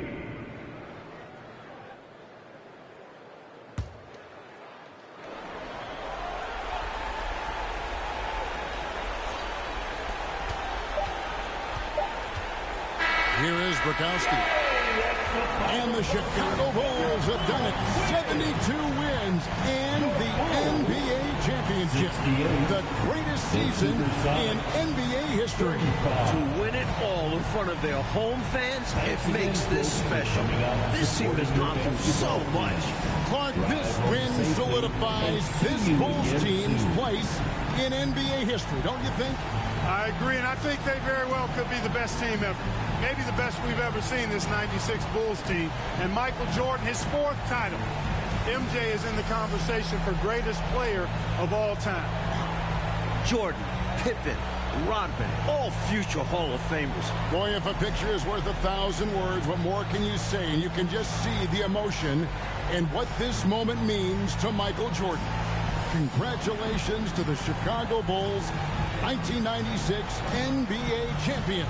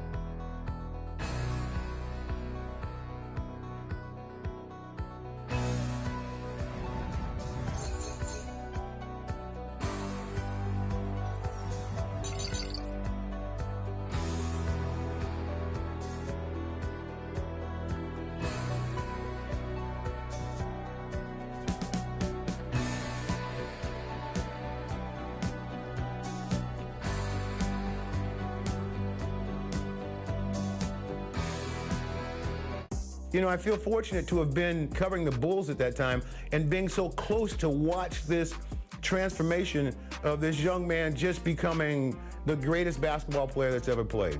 Nothing could ever stop him from winning. It was all about winning. The flu game, they called it.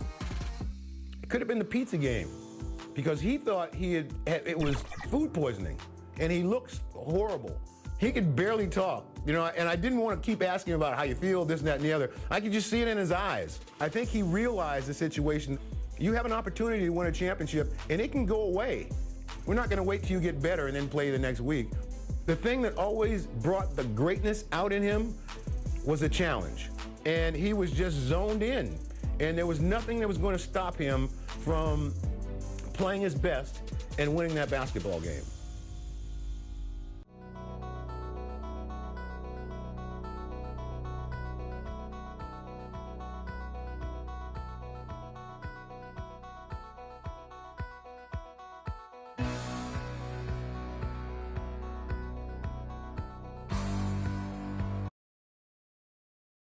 The sold-out Delta Center, framed by the beautiful mountains here in Salt Lake City, Utah. Good evening, fans, and welcome to the Delta Center for game number 5 of the NBA Finals with the Chicago Bulls and our Utah Jazz. And now, introducing the starting lineup for the Chicago Bulls. Wearing number 13, the starting center at 7'2" from New Mexico, Luke Longley.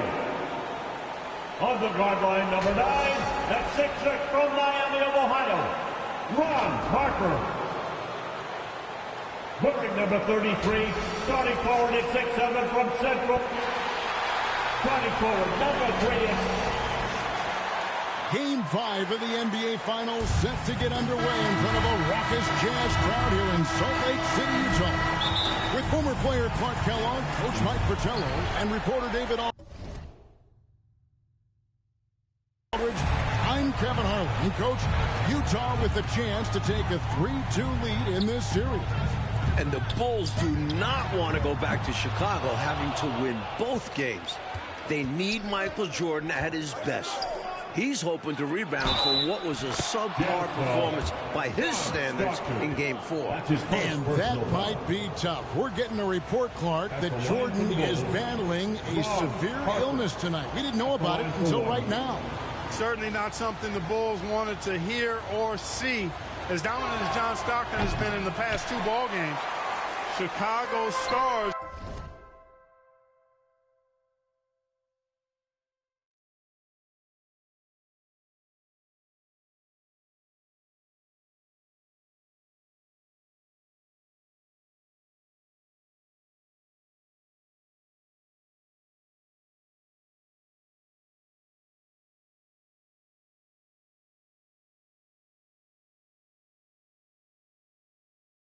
to match his play.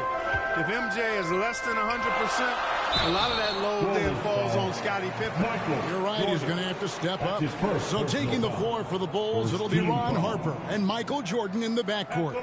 Scottie Pippen and Dennis Rodman man the forward spots. And at center, Luke Longley. For the Jazz, John Stockton will be at the point with Jeff Hornacek at the 2. In the front court, we have Brian Russell, Karl Malone in the center, Greg Ostertag. And guys, I think it's already safe to say Jordan does not have his usual energy tonight.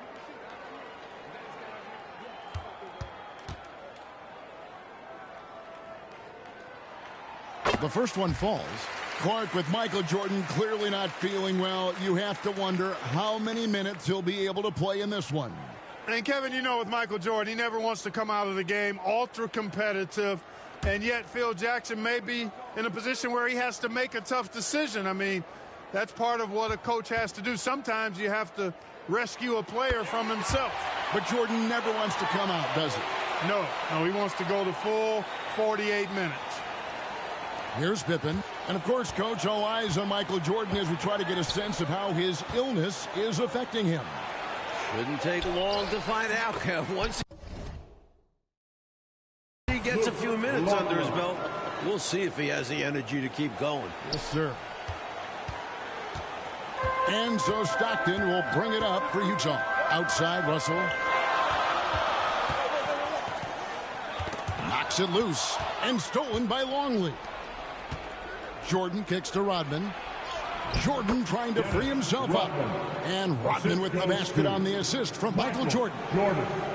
Jordan's got 3 assists now in this one. Hornacek outside. Stockton looking around. Pass to Ostertag. Jazz passing it around. Down to 5 on the shot clock. Hornacek for 3. No good there.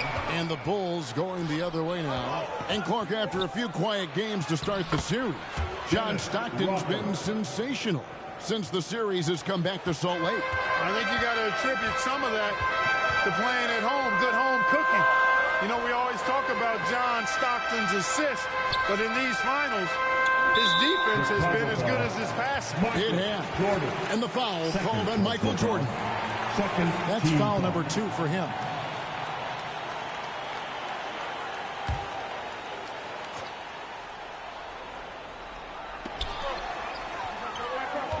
Outside, Russell. And the call will be against Scottie Pippen.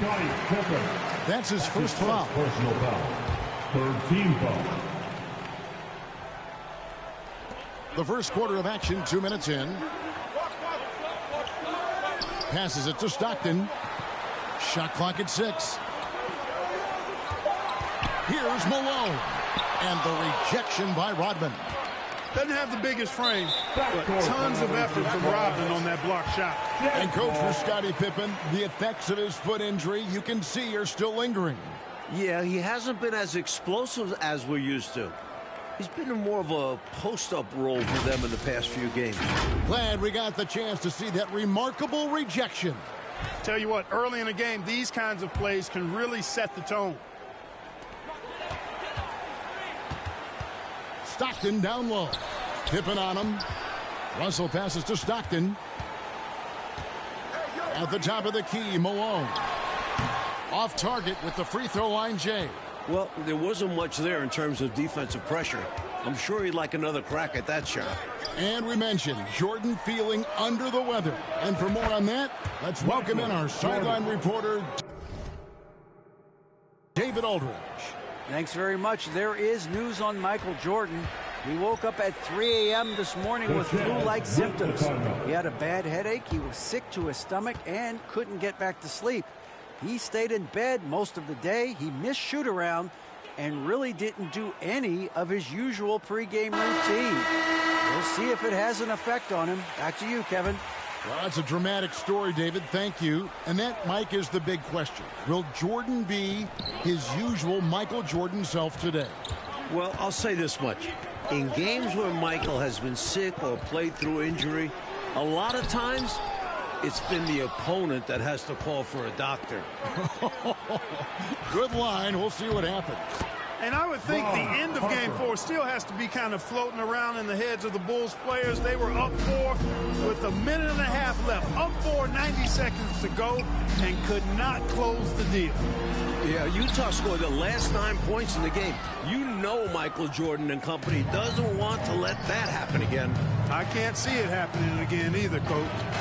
Now here's Jordan. That's 2 in a row for Michael Jordan. He's just not allowing this flu to affect his game. Boy, they didn't waste any time, did they? They got going right away. They obviously had a plan coming in, and they've put it to good use. And the pass to Russell. He kicks to Stockton. Pass to Hornacek. Now here's Stockton. And it's going to be out of bounds. The Bulls will take it. So Utah ends up going with the new group. Kerr's checked in for the Bulls. Anderson against Jordan. Takes the 3. Jordan shrugging off the flu to open up the game with 3 consecutive hits. And one thing the Bulls need to do tonight is a better job at the free throw line. They only got to the line 12 times in Game 4, and they missed 7 of those 12 shots. And, you know, Coach, that was a huge difference in the ball game. A close game like that, missing that many free throws, that's a problem. The Jazz did play aggressive D, but they didn't really pay for that aggressive defense. I expect we'll see more of the same tonight. Pass to Foster.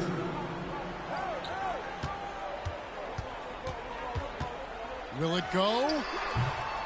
And it's Chicago with the rebound. We've got 1:48 left to play in the first quarter.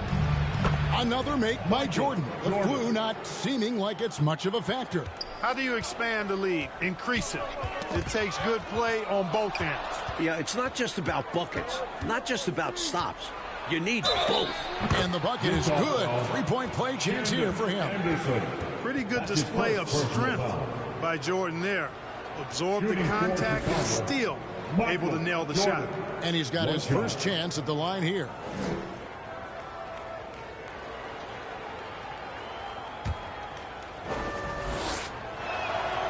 And with Jordan under the weather, you have to think it'll affect his defense the most. He just doesn't have the energy to go full speed at both ends of the floor. Yeah, you know, Mike, I agree with you. That's what it seems like to me. He'll have to conserve that energy and pick his spots. And as much as the Bulls need his scoring, I think he'll have to go all out at the offensive end. That one goes in. Well, they had a plan coming into this one, and they have executed on it perfectly. Yeah, getting out ahead early on by stifling the competition on both ends of the floor. Hands with the ball out of bounds. Jordan takes it last.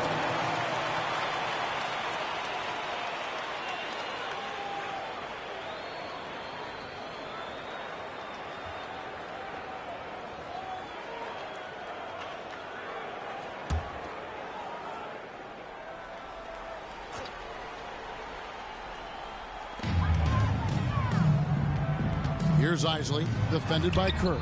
And it's blocked. They get it back. Morris, no good.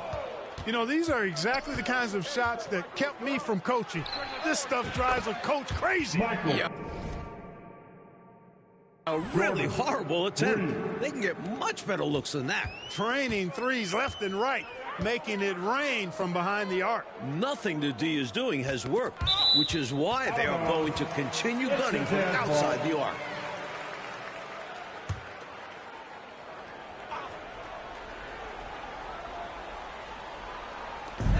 41 seconds left in the first quarter.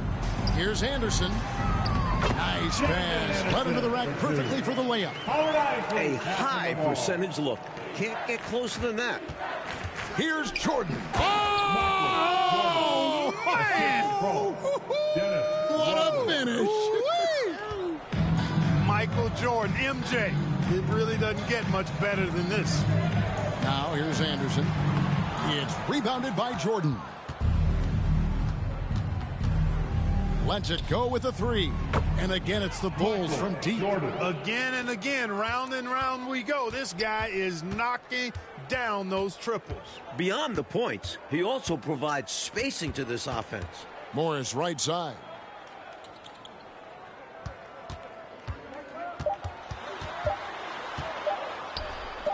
Left side, Anderson.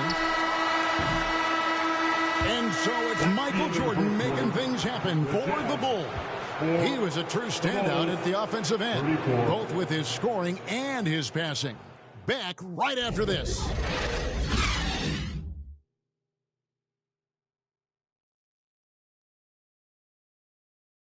And we're back for the start of the second quarter.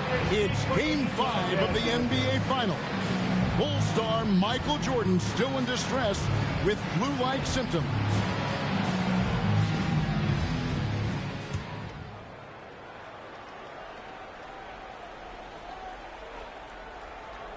Unable to get the ball in bounds. They get called for the 5-second violation. Utah ball.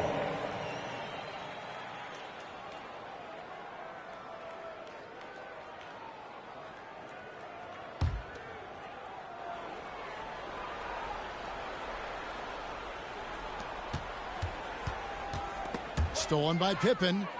And I'll say, I don't think you could get a louder crowd than we have in Utah here tonight. So for Chicago right now, Kerr is out there with Michael Jordan. Then it's Dennis Rodman. Then there's Pippen. And it's Longley in at the center. Jordan with the bucket. Taking the flu into consideration, Jordan has been tremendous so far in this one. You're right about these fans. The Jazz crowd is sensing what an opportunity this could be. Kevin, they sure are. It's an intense place to play. There's no denying that. And with a chance to take a 3-2 lead in the series, these fans have it turned up full throat. Yeah, top volume. They are loud. Yep. Hey, it's as plain as pound cake. Keep it simple. They want to see how big this league can get. No such thing as running up the score at this level. You know, Mike, it's amazing to see the performance Jordan is putting on here. Clearly not at full strength, but still getting it done. That's the kind of competitor he is. Remember, this is the NBA Finals. If MJ had to play on a broken leg, he'd probably still be out there. You're probably right. Now Hornacek following the three-point attempt by Michael Jordan. And it's out of bounds. Utah able to retain possession here. Wennington is checked in for Chicago. Bill Wennington.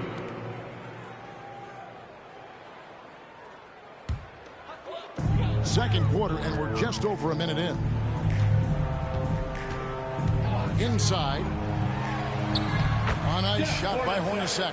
Yeah, you know, some might say Stockton is the high water mark for dime droppers. His distribution really on a whole nother level. Great assist guy. And here's Jordan outside. Traps in the tray. Jordan's got 9 points now in the quarter. Well, you want the ball in his hands. A real good offensive player. Stockton the pass to Hornacek. Here's Russell. Back to Hornacek. Puts up a three. Rodman grabs the miss. And it's hard to imagine a player performing as well as Jordan under such tough circumstances. The ball's turned over. Utah ball.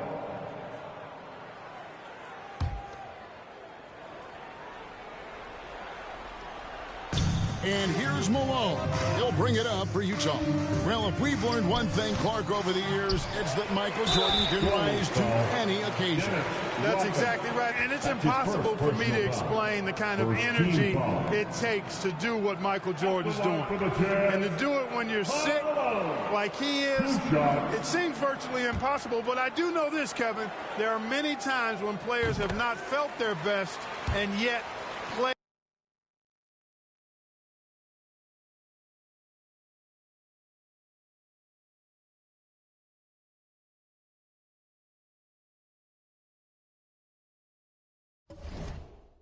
Their best. I think psychologically and subconsciously you rise to another level of concentration, which helps you. Well, I know you and I are glued to this one.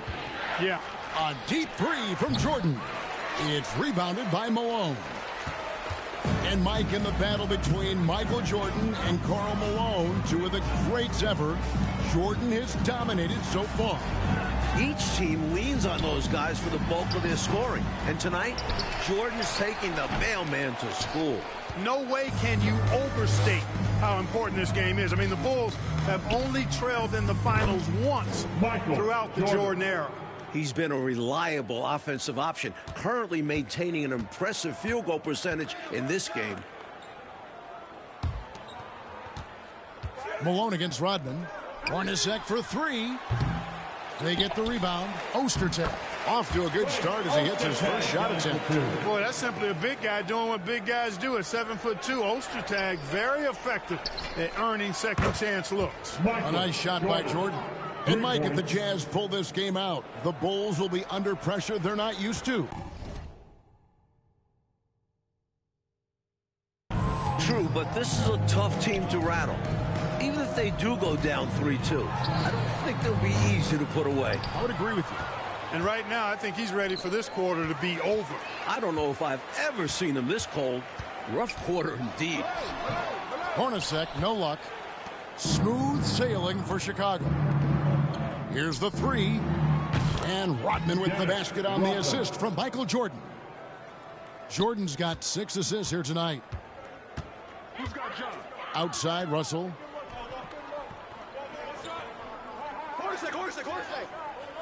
Pass to Malone. Kicks it to Hornacek. Fires the three. And they'll get another chance. It's Hornacek again missing. Here's Pippen. Off to a good start as he hits his first shot attempt. Pippen showing you nice agility that time. Working around tough defense. Able to play through that contact. The pass to Hornacek. And they get it. Malone trying to break free. It's all in by the Bulls. He's out there just forcing it. Terrible mindset to have with the way he shot so far. Yes, that goes in. Kerr's got his first points of the night. So good at working off the ball. Kerr knows how to get himself into the right position so that he can capitalize off the catch and shoot. Offensive rebound. Kicks it out to Hornacek. Utah the rebound. The three.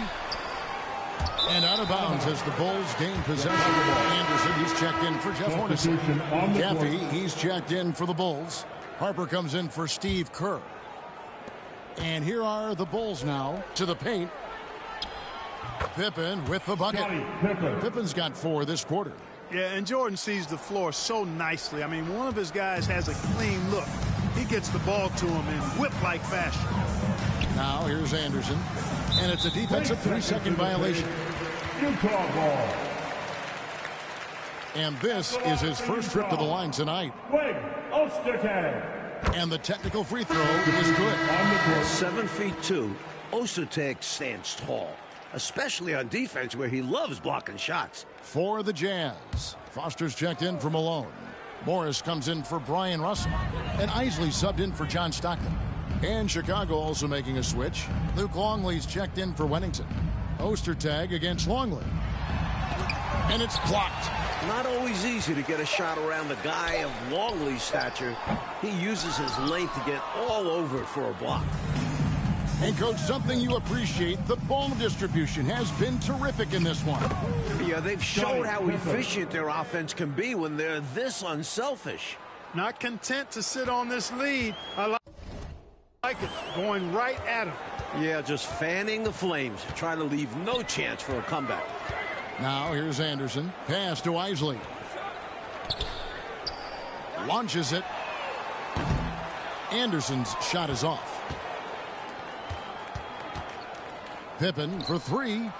Good, and it's Jordan picking up the assist. Jordan's got assist number 11 for him here tonight. Here's Isley. Morris, left side. Shoots over Pippen. No good on the last second attempt there. Amongst the best defenders in the game, Scottie Pippen in great position there. Change that one. And so it's the Chicago Bulls with a huge lead at the break. Safe to say there's no catching them today. The three-point shooting has come fast and furious to the tune of what has become a big-time blowout in progress. Don't go anywhere. We'll be right back.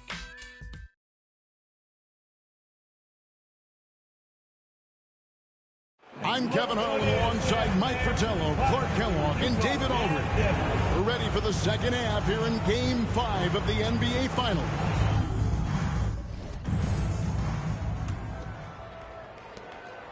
And so it's Pippen with it. He brings it up for Chicago. How about this Utah crowd? They get extremely loud.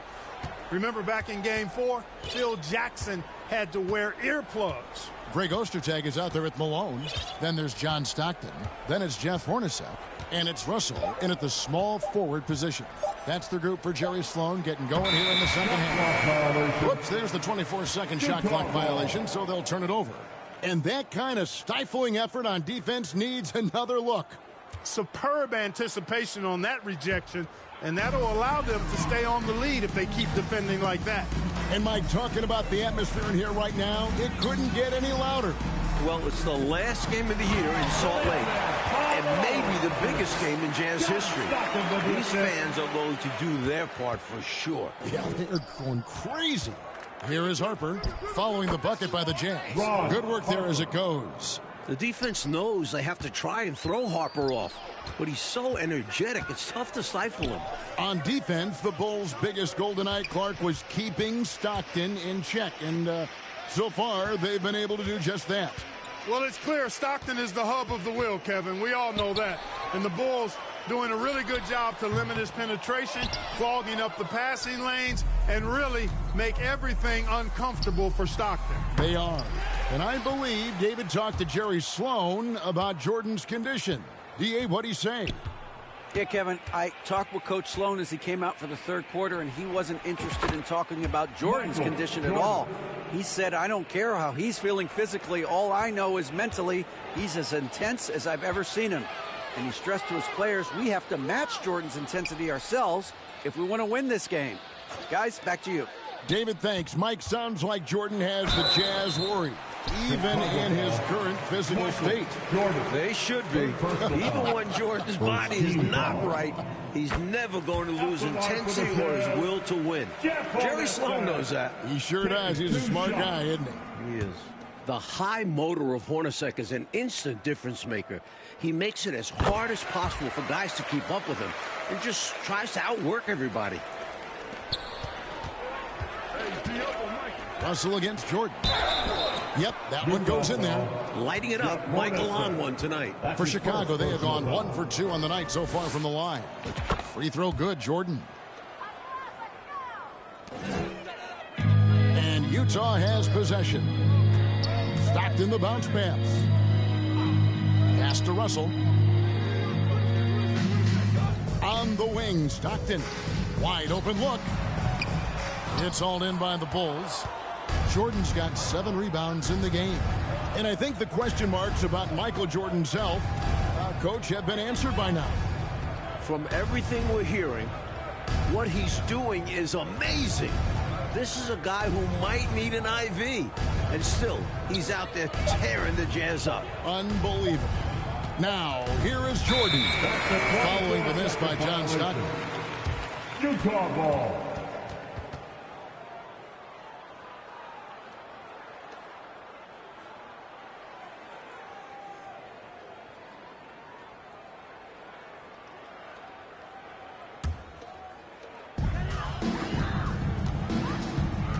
A touch over 2.5 minutes of basketball played here in the third quarter. Hornacek, that's good, and a nice assist from Stockton. Stockton's got 3 assists tonight. Even amongst the trees inside, Hornacek still able to find his shot. That'll be a 5-second call. And the Jazz making a change here. Carr's checked in, and Chicago also making a switch. Kukoc is checked in.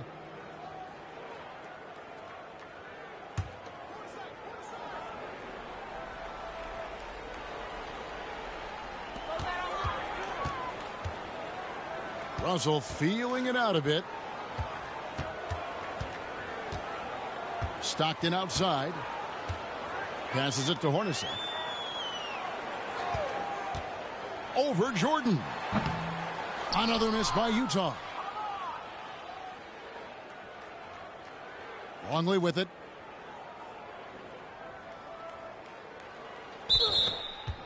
Turnover. Anderson is checked in for the Jazz. Chicago also making some changes. Wennington is checked in for Pippen. And it's Brown in for Harper.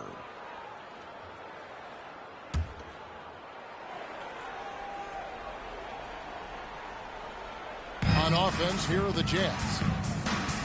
Anderson passes to Malone. And the jam by Karl Malone. Showing off the power right there. Karl Malone does not mess around down low. They're going to turn it over. They couldn't get it inbounds that time. A different look for Utah. Foster's checked in for Malone.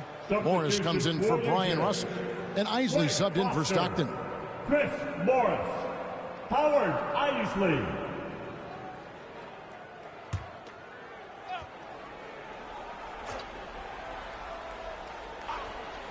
Second half here. We're just over 3.5 minutes into it. Boy, giving up the body to make a play right there, that's really good defense. He read that to a T. Got there early and braced himself for the hit.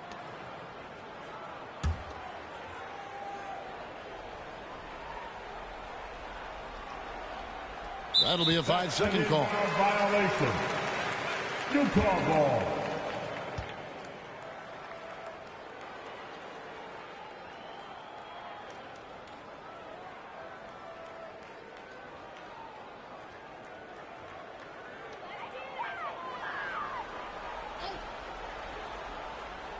Just over 3.5 minutes through the third quarter of play now. Here's Isley. Nothing yet on the scoreboard for him. It's stolen by Brown. Here's Wennington. It'll be a turnover. Jazz ball.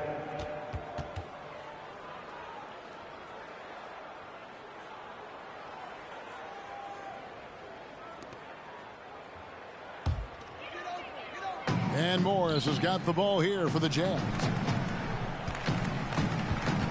It's tipped. It's stolen by Brown. 2 minutes remaining in the third. 2 minutes. 1:56 left here in the third quarter. The ball's turned over. Utah ball.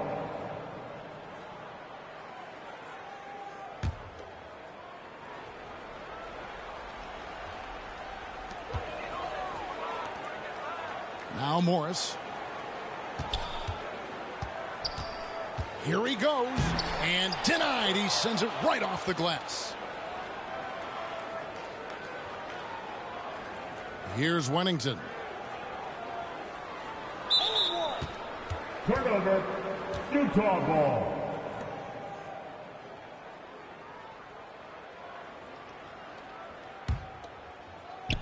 Coach Fratello, a big issue for them. I know it drives you crazy.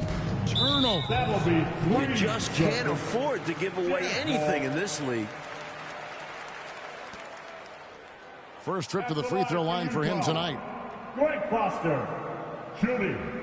1.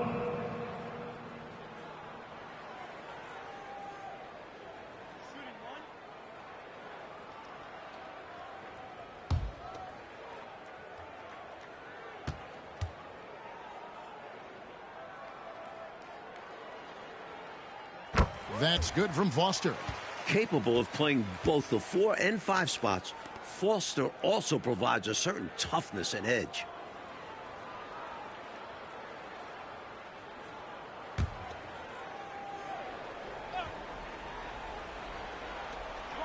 We've got 1:28 left in the third quarter of the game. Bulls foul. Randy Brown. That's his first personal foul. Second team foul. For Utah, they have been coming through at the charity stripe. They've made 7 of their 8 attempts. At the line for 2.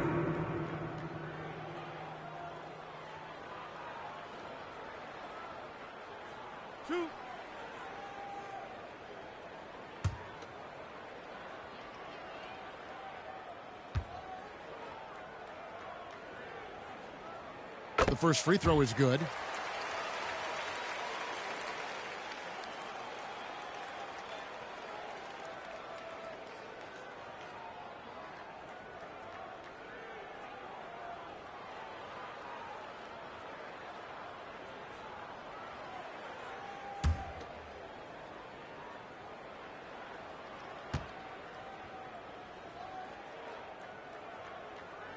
And good on the second, so he makes them both.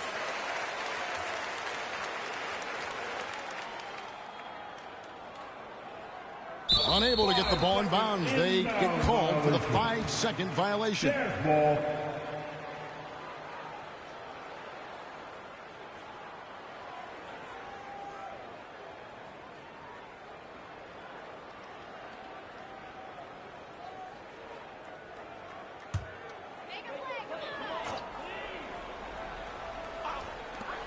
There's 1:26 left in the third. Longley against Foster. And so it's going to be a 3-second violation out there on the defense. He's gone 1 of 1 in the game so far from the line. Greg Foster, 1 shot.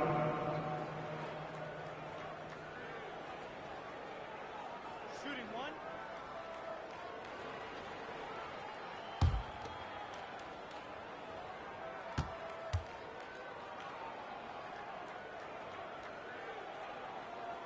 And so he hits the technical free throw.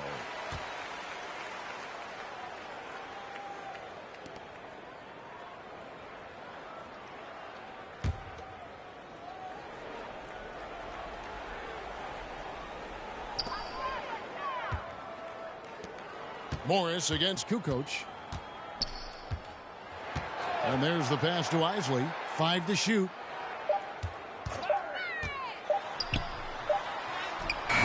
Some solid defense from Brown. Now here's Kukoc. He's gotten some minutes, but nothing on the board yet. The ball's turned over. Keefe, he's checked in for Carr. Coming on the floor for the Jazz, Adam Keefe.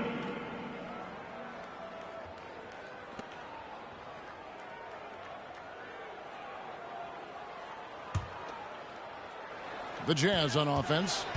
They've got an 8-0 run. We thought this game could come down to who does more, Coach, Jordan or Malone. And it's been a one-sided fight.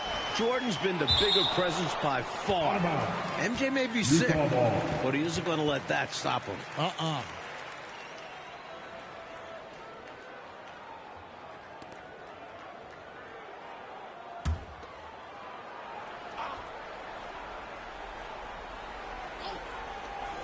There's 39 seconds left in the third quarter. 5 on the clock. And the wide open shot from Morris. No good with the triple. And a bit of a shooting slump here. I mean, he can't seem to get anything going. As a coach, this is when you want to draw up something that gets him an easy look at the rim, or at least a chance to go to the line. Utah ball.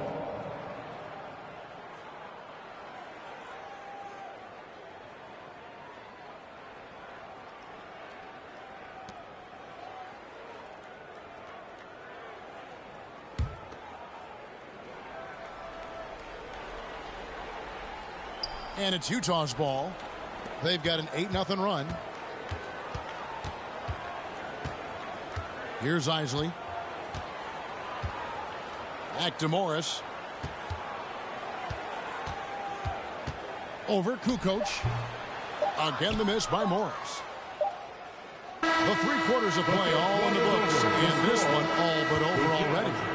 It's Chicago delivering the blowout. And we're coming right back. Be sure to stay with us as we get started for the fourth quarter.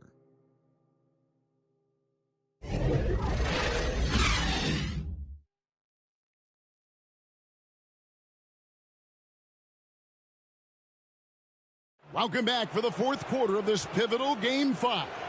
With Clark Kellogg, Mike Fratello, and David Aldridge, I'm Kevin Harlan. Michael Jordan still toughing it out despite his illness.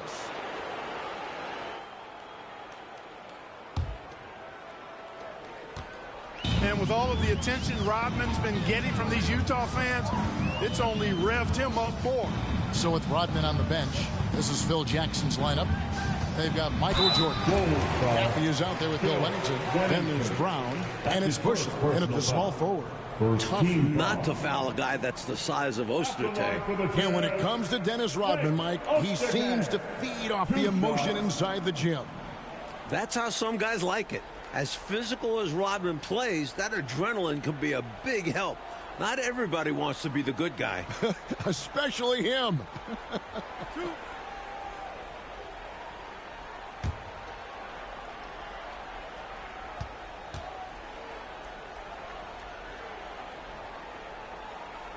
first one falls for him.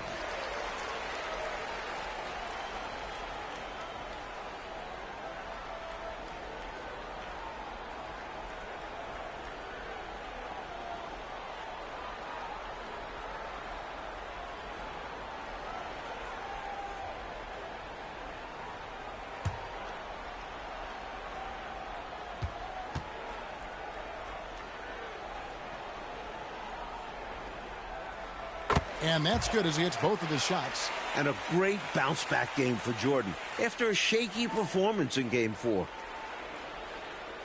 They're going to turn it over. They couldn't get it in bounds that time. The Jazz making a switch here. Carr's checked in. Coming on the floor for the Jazz, Antoine Carr.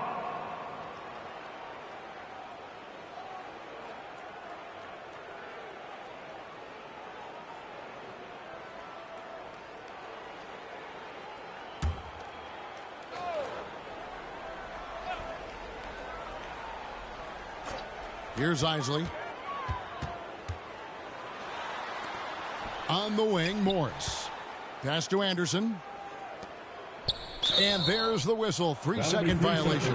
Perhaps nerves, maybe frustration, but now is not the time for mistakes. Yeah, control going to be the key here. That's the only way to get out of this thing. And the Jazz making a change here. Howard's checked in.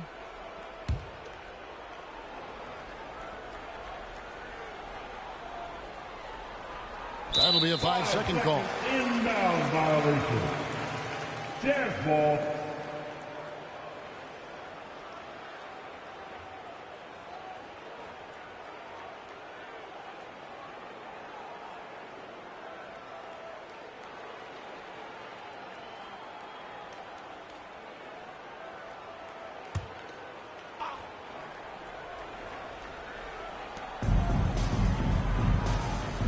Jordan against Anderson. Back to Howard.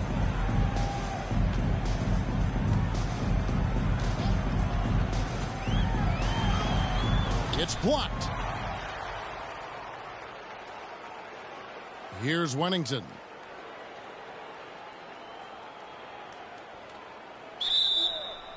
The ball's turned over.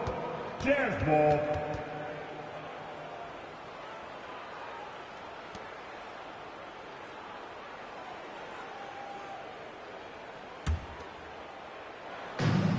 Coach, you look at all the turnovers. What a way to drive your coach crazy. I know it would drive you crazy, wouldn't it? Yeah, your game plan means nothing if your players can't execute it. It's going to be out of bounds. The Jazz will retain possession.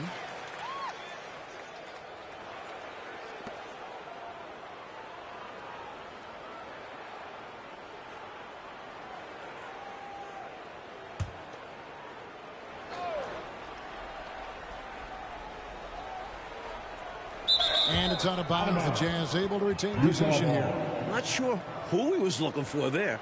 I know the third row definitely wasn't expecting a pass.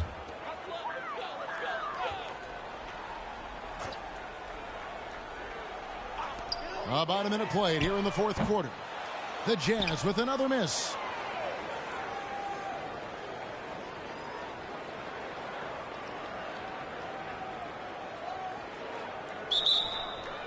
Turnover, Utah ball.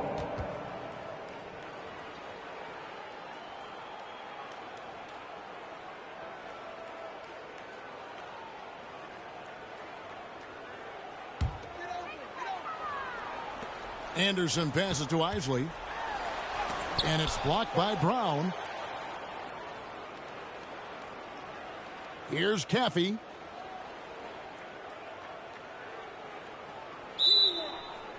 It'll be a turnover, Utah ball.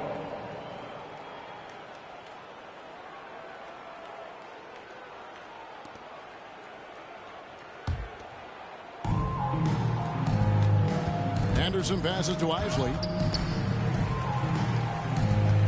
Carr with the ball. No good off the back of the rim. That's normally one of his spots, and it was a quality look. Shame to see it go to waste.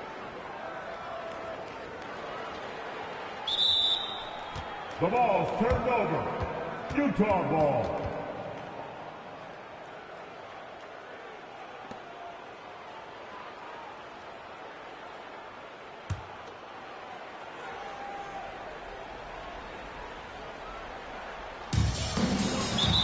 need a basket in the worst way. I think they're forcing things right now, and it's why their offense looks so pedestrian.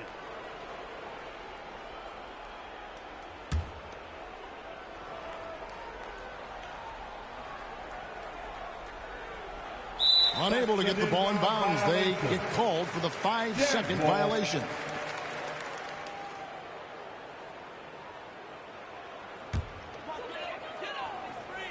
And Utah has possession. Here in the fourth quarter, their defense has been very strong, allowing no baskets, and taken away by Brown. Second minute off the clock now in the fourth. Turnover, Utah ball.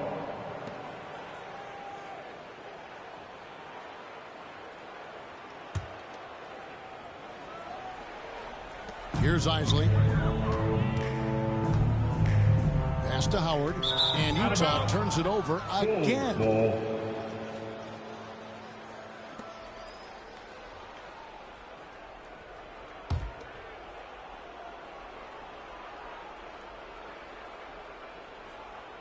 They're going to turn it over. They couldn't get it in bounds that time. Jazz ball.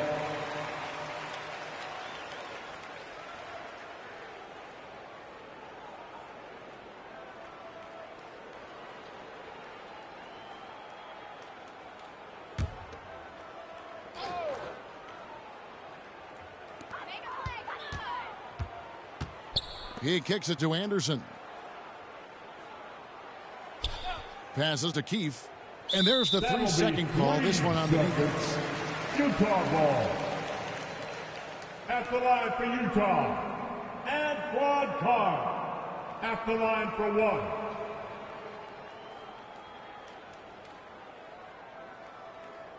Shooting one.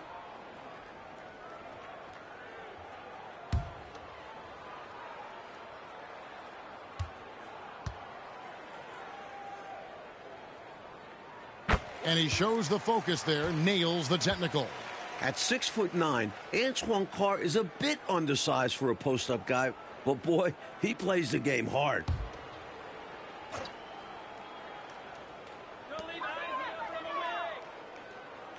Here's Isley. He's covered by Brown. And that one is good. Points have been hard to come by for both of these teams. And in a low-scoring game like this, every bucket holds a lot of value. Unable to get the ball in bounds. They get called for the 5-second violation.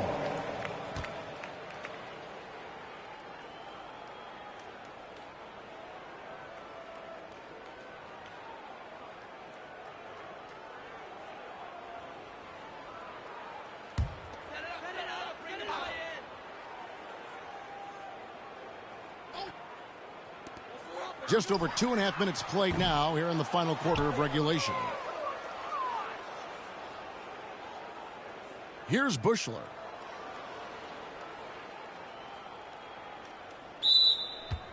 It'll be a turnover. Utah ball.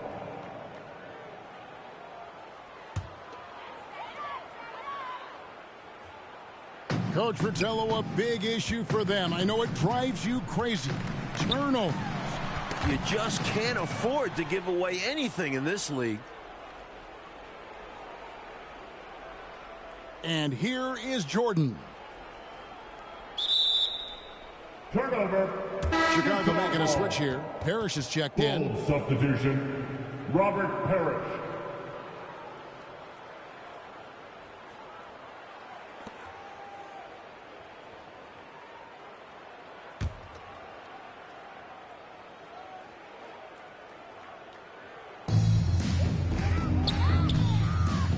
Here's Isley. Knocked away.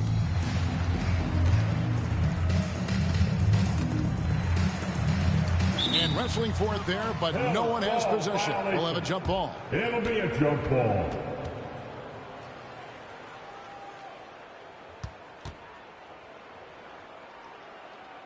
So it's the Jazz now. Jordan with it. A bit under 3.5 minutes have passed here in the fourth. Foster's checked in for the Jazz. And the Bulls making a change here as well. Ron Harper, he's checked in for Brown.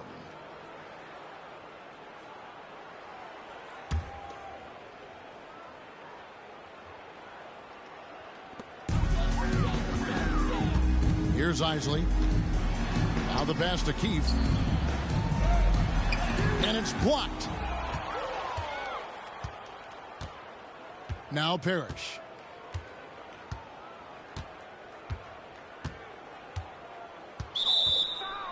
Turnover, Utah ball.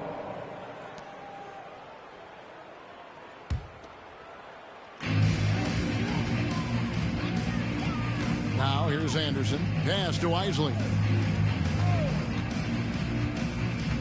Down low.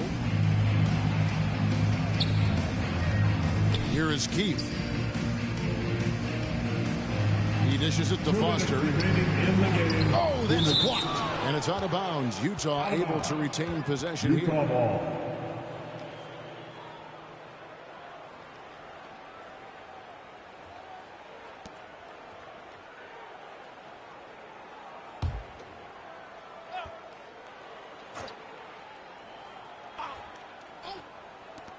.158 left in the fourth quarter. And they force the shot clock violation. Great D. Bulls ball.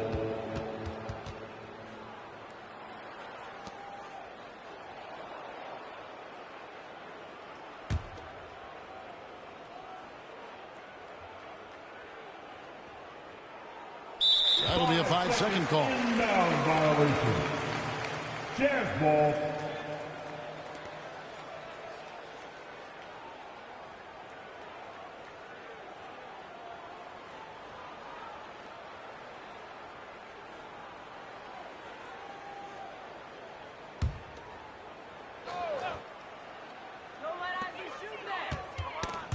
Stolen away.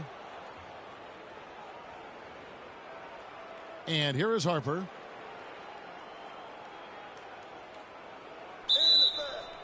It'll be a turnover. Jazz ball.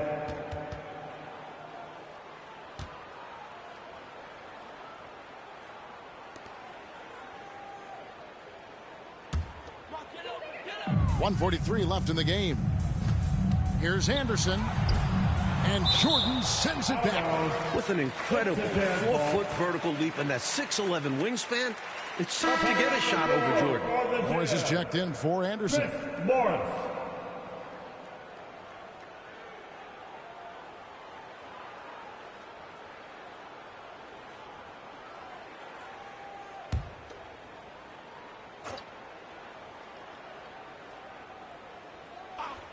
And stolen by Jordan.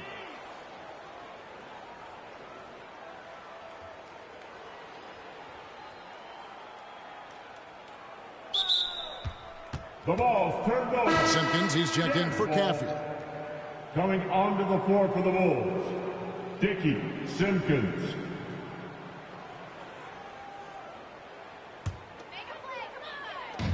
Well, as you can see, when you're casual with the ball, it can come back to bite you. For sure. I mean, playing loose can help you and hurt you. It can cut both ways. I think they've got to tighten it up a little bit here. And it's Foster missing. Parrish with it.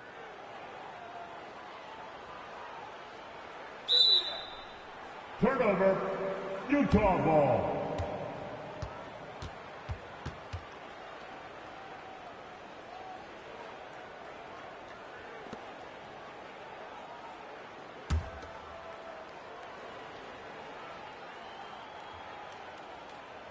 .105 left in the fourth quarter. Here's Isley. He's guarded by Harper. Morris outside. And it's Foster finishing it off. I think that's the defense's fault there. I mean, you give Foster that kind of positioning inside, he's flushing that thing. Count on it. They're going to turn it over. They couldn't get it in bounds that time. Jazz ball.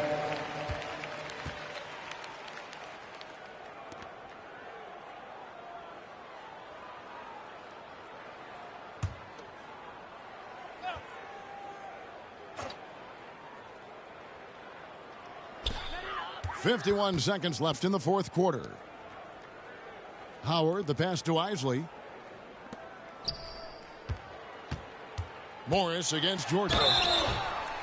And the call on the shot that sends him to the line.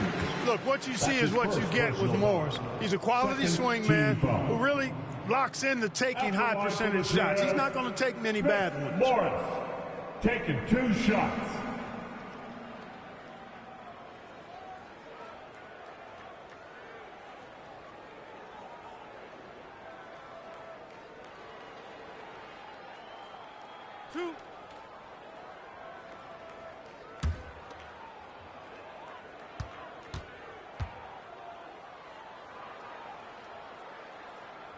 And that one misses. Brown is checked in for Chicago.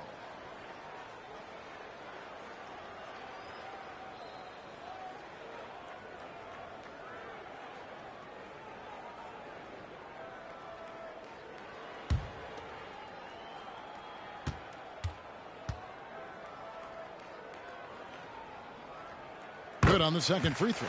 Not nearly as productive a trip to the line as he'd have liked. They need all their free throws to go down at this point.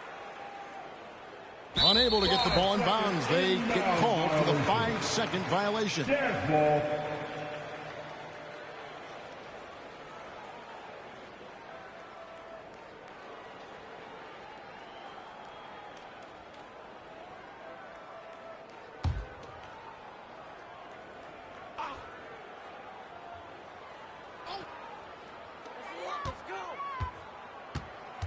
Now Howard.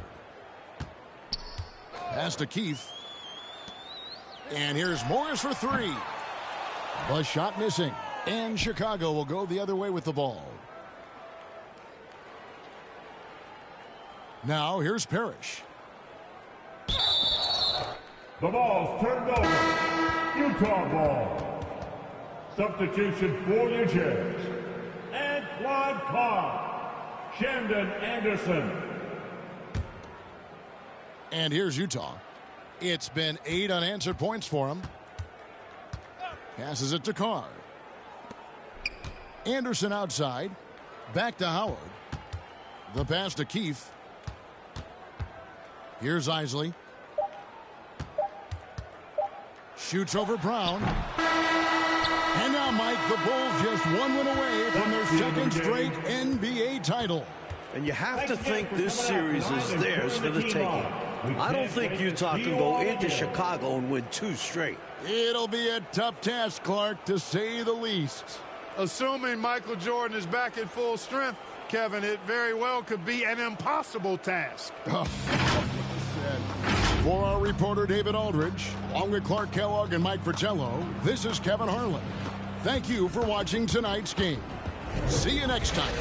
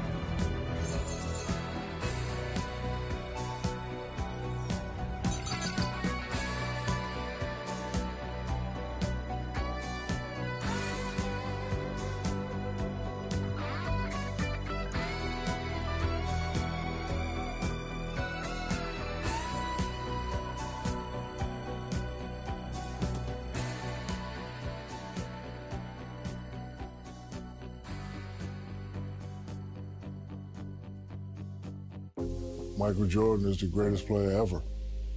Just watching him play, he had tenacity, he had focus, he had drive, he had vision, and Kobe emulated his game after Mike. He did everything Mike did, walk like him, talk like him.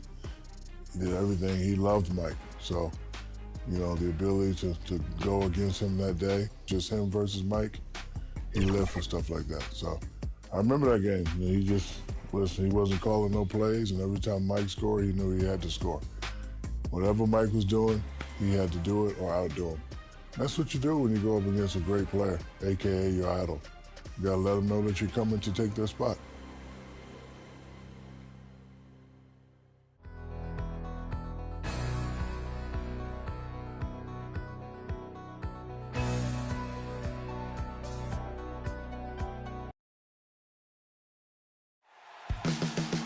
NBA superstars are judged by their championships.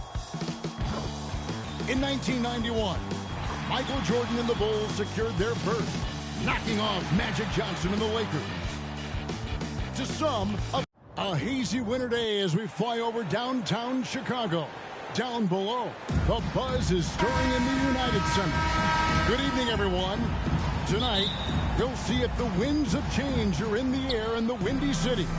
The visiting Los Angeles Lakers are up and coming, and they look to take down the defending champion Chicago Bulls. With Clark Kellogg, Mike Fratello, and our sideline reporter David Aldridge, I'm Kevin Harlan. Mike, what stands out to you as we break down this Bulls-Lakers matchup? Well, Kev, the Bulls at 14-9 on the season, still kind of rounding into their usual championship form. The Lakers 18-5 and riding a 3-game winning streak. And you know they'll be fired up to take on the defending champs. They sure will be. A great crowd here at the United Center as usual. Their win the other night, Clark, against Phoenix, and the 500th consecutive sellout. That is mind-boggling to me. It is amazing they've got that kind of a sellout streak going, but for good reason. I mean, they've won 5 championships in the last 7 seasons. These fans are bearing witness to one of the greatest dynasties in NBA history. Now taking a look at the starting lineups for the Lakers. They'll have Nick Van Exel and Eddie Jones at the 2 guard spots. Rick Fox and Robert Horry at the forward. Eldon Campbell is manning the middle once again, filling in for the injured Shaquille O'Neal. And for the defending champion Chicago Bulls, Ron Harper is in at the 1 and Michael Jordan joining them in the backcourt. Tony Kukoc at the small forward. The rebounding machine Dennis Rodman at power forward. Luke Longley is back in the starting lineup after missing Monday's game with a sprained ankle. And both of these teams missing star players with injury. For the Bulls, Scottie Pippen recovering from foot surgery. And for the Lakers, Shaquille O'Neal is out until Christmas with an abdominal strain. Well, 2 star-studded teams. It promises to be a compelling game. And no one more compelling than our David Aldridge. Thanks very much, guys. The main storyline in this one is the matchup between Michael Jordan and the 19-year-old heir apparent, Kobe Bryant. In talking to Michael before the game, he said Bryant is a star of the future and compared this matchup to when he was growing into a star and went up against the likes of Dr. J. Guys? Wow, this is so fascinating. David, thank you. Mike, that's some high praise from the greatest player of all time. Yeah, he can see that Bryant is going to be special. The physical tools are there. He's got the work ethic. The young man just needs some time to develop. And now he's going to play. Bryant is going to play the guy he idolized in Michael Jordan. I mean, you can't make this stuff up.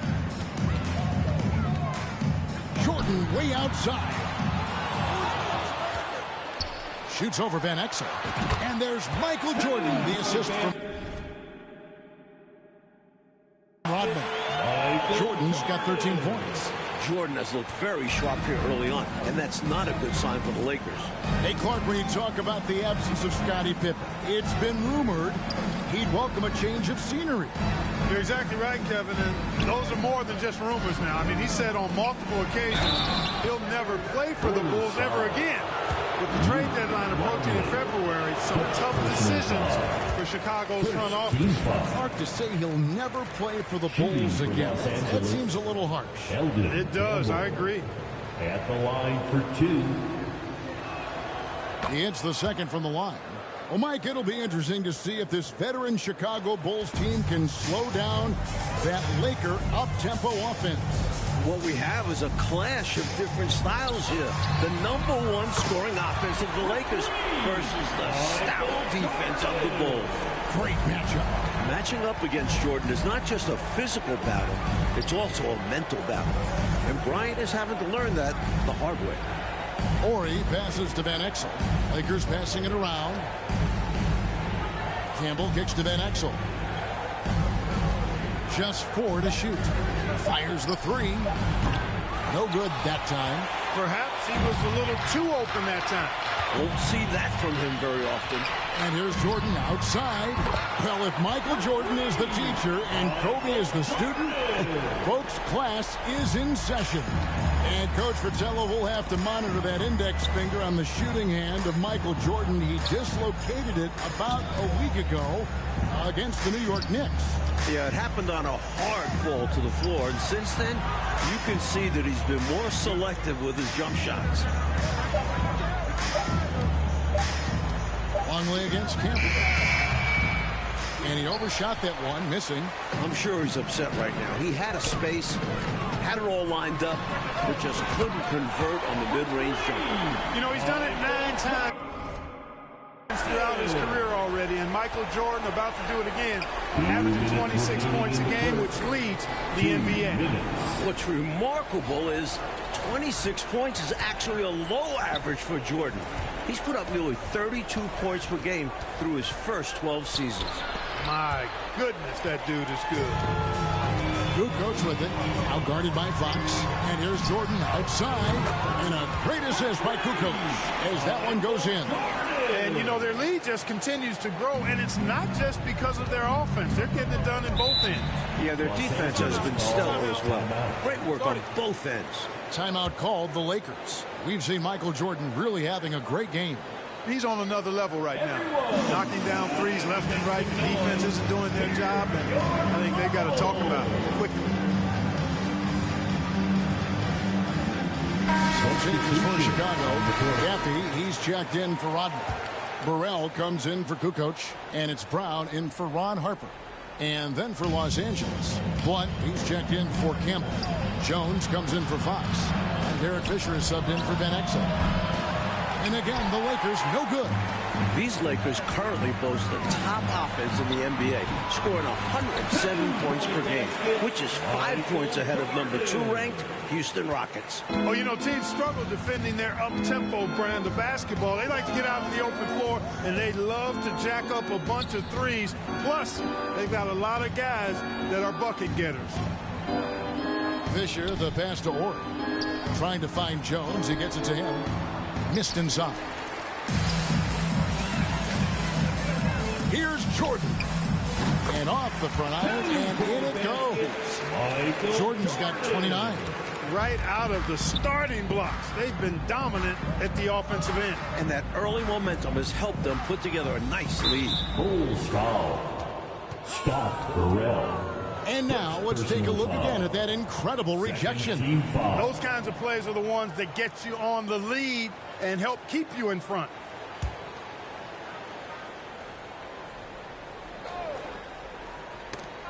And so it looks like the Lakers will retain possession here. Well, he just about got that one, but it ends up slipping out of bounds. And now you expect them to increase ball security and start playing it safe around him. Outside, Jones. To the middle, 6 on the shot clock. 3 seconds separate the shot clock and game clock. Jordan way outside. Ball's knocked loose. Ryan against Jordan, and that'll be 2 free throws coming up. Official is on the call with the foul. The Lakers have converted 1 of 2 free throws so far today. The free throw drops for Kobe. At the line for the Lakers, Kobe Bryant. 2 shots. And Kobe drops them both.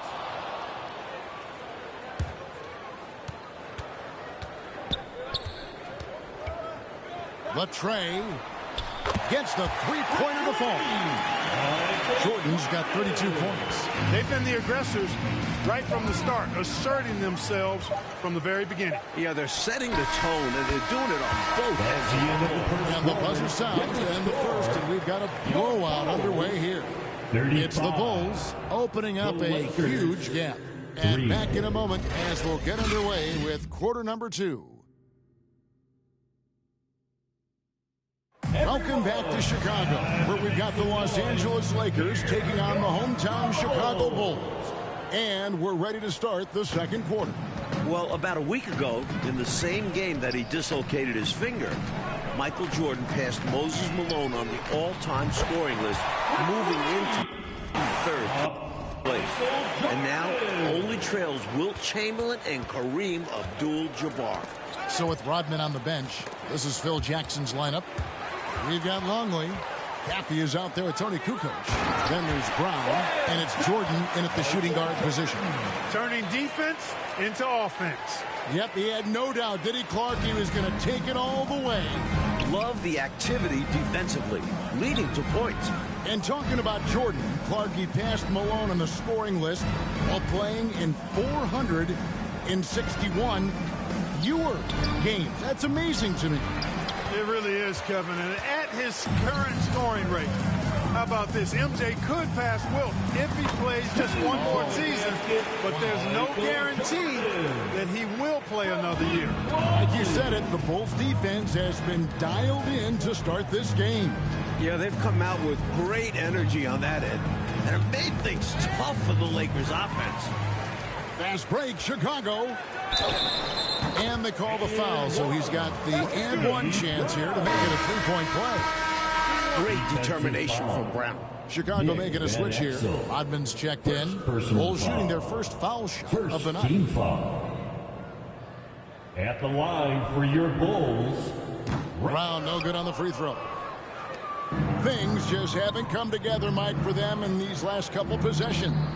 I think they need to slow down and wait for the right shot, a high percentage shot. Jordan way outside. Offline with his three. And Mike, they've been careless with the ball tonight. That's hurt them. Lack of focus, lack of discipline. They're better than this. And the Lakers turn it over again. Let's send it over to David Aldridge for some news on Scottie Pippen. Thank you, Kevin. No doubt the Bulls have missed Scottie Pippen this season. He's been out after undergoing foot surgery, and he's expected to be back sometime in January. But there's still a question of whether or not he'll be playing for Chicago. Trade rumors have been circulating, and Pippen has said on multiple occasions that he will not play for this team again. Guys? David, thank you. And Mike, it's hard to envision the Bulls moving on without Scottie Pippen. Well, Kukoc has stepped up and played solid in his absence. But they need Pippen if they want to win their third straight championship. He's crucial to this team. In every way, you're right.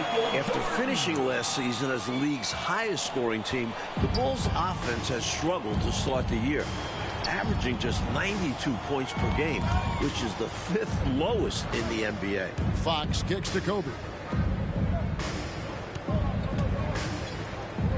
Lakers working the ball around now. 6 to shoot. And there's the call on Michael Jordan. That is his first foul of the game. Barry's checked in for the Lakers. Coming onto the floor for the Lakers, John. And we're now a little over 2.5 minutes into the second quarter. Just 5 to shoot. The Lakers need to get a shot off here. Here's Van Exel. A three-pointer, no good. And with the Bulls' offense, efficiency, Clark, has been a real problem. Yeah, you know, you look at what they've shot, 43% from the field, only 30% from downtown, Kevin, and only 68% from the line. I mean, those all rank towards the bottom of the league. Maybe just a little bit of a championship hangover being experienced. Yeah, perhaps. Those are very un-Chicago-like numbers. Pass to Campbell to end the run. The shot off that time. And the Bulls going the other way now. Michael Jordan, as you can see, Coach Fratello putting on a show for the home crowd, just scoring at will. Well, with Kobe Bryant in town and all the hype around him, Michael had plenty of motivation coming into this game. And you can see it with how assertive he's been on offense. Sure can. Looking at who's out there now for the Lakers. Horry's checked in for Campbell. Jones comes in for Fox. And it's Bryant in for Van Exel. Kobe Bryant is currently the top scoring reserve in the NBA. At just 19 years old, this young man is averaging 17 points, 4 boards, 3 assists, and almost 2 steals. That is stuffing the stat sheet and playing just 26 minutes per game. Here's Bryant, and he's fouled pretty hard on that shot, but he's got the chance to pick up the points at the line. And Kobe Bryant, he's given the Lakers, Mike, starter-level production in limited minutes. It's been so valuable to have that scoring punch off the bench. Right now, Kobe has to be the leading candidate for 6th Man of the Year. I think he's going to win it. Burrell, he's checked in for Kukoc. And Los Angeles making a change here as well. Fisher's checked in. Boy, that looked like a failure to communicate. You hate unforced errors.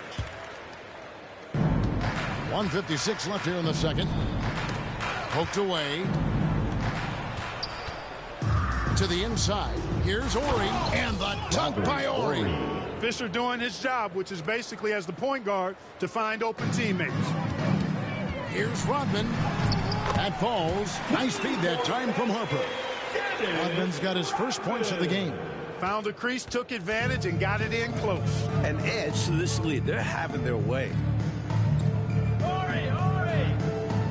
And here's Fisher. Still looking for his first bucket in this one.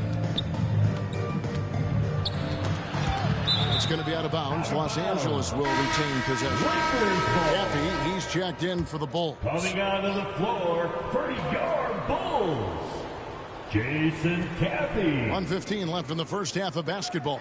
Clock at 4. Here's Fisher. The rebound by Jordan. Jordan's got his 5th rebound right now in the game. He muscles it in through the contact, and they call the foul. And he's on his way to the free throw line. A big guard to try and defend. At 6'6", you see why Harper draws so many whistles. And he's got his first chance at the line here. Caffey shakes off the strong D and gets the bucket for 2. You know, their offense has looked a little more tied together, more cohesive when compared to the opposition, which is why they're shooting a better percentage. Yeah, and give the coaching staff credit for how they are guiding this team, getting the guys to run their plays. And so it looks like the Lakers will retain possession here. There's 48 seconds left now here in the second. Fisher with the ball. He's picked up by Jordan. Here's Harper, and the Bulls tack on 2 more. A solid mid-range shooter. All Harper needs is some daylight, and he's golden. Harper against Fisher. Harper with the steal. Here's Jordan. That falls. Nice feed that time from Harper. Harper's got 4 assists now tonight. Right now, I tell you, it's just clicking for him on both ends. I mean, good defense turned into great offense to keep them out front. Wennington, he's checked in for Longley. Second personal foul. 3rd team foul. Coming out of the floor. There's a 4-second difference from the shot clock to the game clock. There's the pass to Fisher.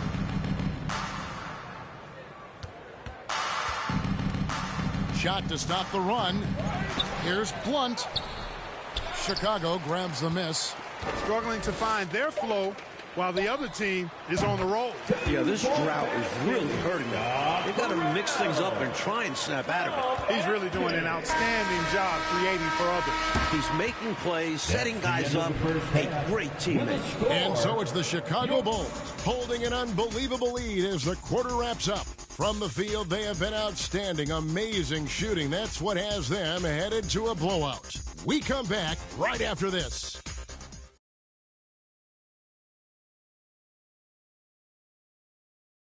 A terrific view of wintertime in Chicago as we welcome you back to the United Center, getting ready for the start of our second half. Welcome back, everyone. We've got a fun matchup between the Chicago Bulls and the visiting Los Angeles Lakers.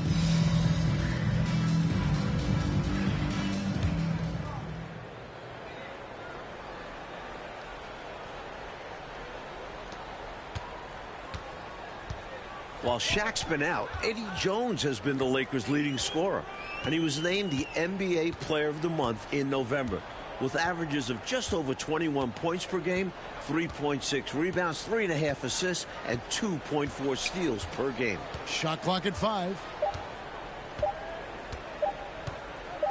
Harper against Van Exel. And they turn over the 24-second buzzer, signaling the shot clock violation.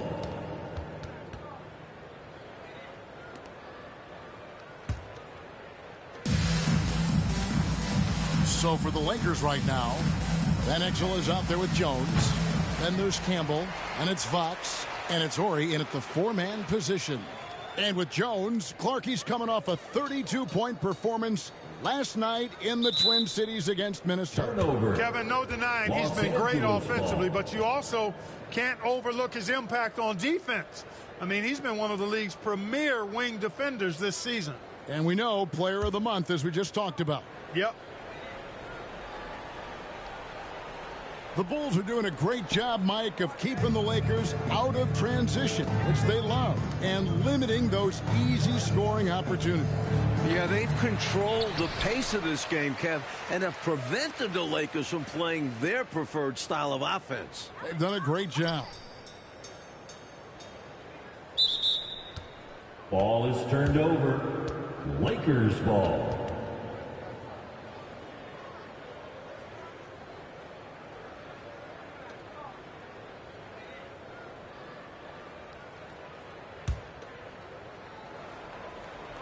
Clark, their biggest problem so far, taking care of the ball.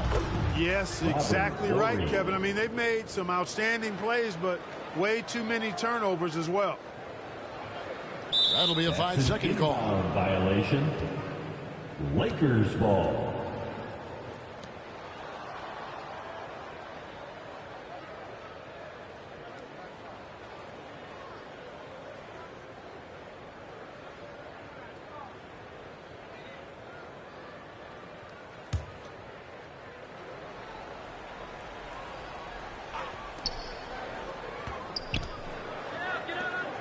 Jones, no one around him.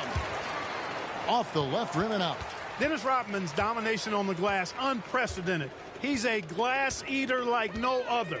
Led the league in rebounding for 6 straight seasons and could make it a 7th this year.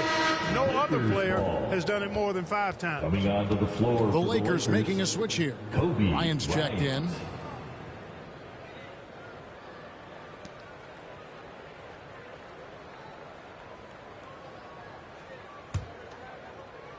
Third quarter of basketball. We're about a minute and a half in. Hey, Mike, when you look at Rodman, he's averaging 14 rebounds a game this season. It's unbelievable. Well, Kev, even though he's leading the league, 14 rebounds is less than he's used to having. In his previous 6 seasons, Rodman averaged an incredible 17 rebounds per game. Ball is turned over. These numbers are hard to believe, aren't they? I think sometimes they shoot and miss on purpose just so he can get another rebound. That's a very good point. Here's Kobe. He has 6. And we're just about 2 minutes into the second half now. Driving to the basket. Back to Van Exel. Now Harper. He has 6. Turnover. And the Bulls making a change here. Brown's checked in. Now into the lineup for your Bulls, Randy Brown. Well, filling in for Shaq is not an easy task, but Eldon Campbell is doing an excellent job. In the last 13 games without O'Neal, he's averaging 18.7 rebounds and 2 blocks. Here's Rodman. Just over 2.5 minutes gone by here in the second half. Lakers ball.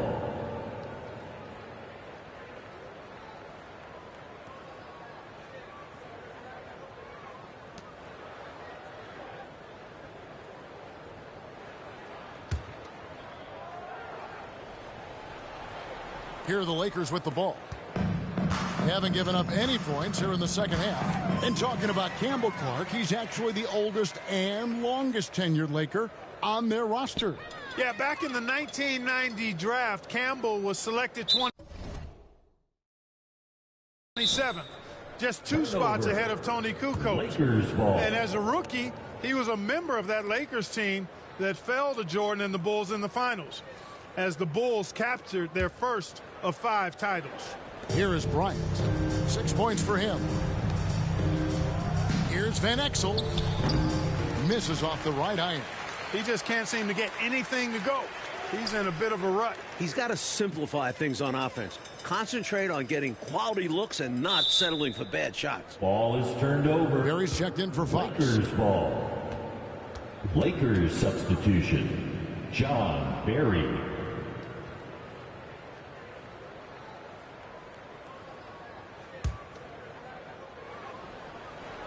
And Mike, they've been careless with the ball tonight. That's hurt them. Lack of focus, lack of discipline. They're better than this.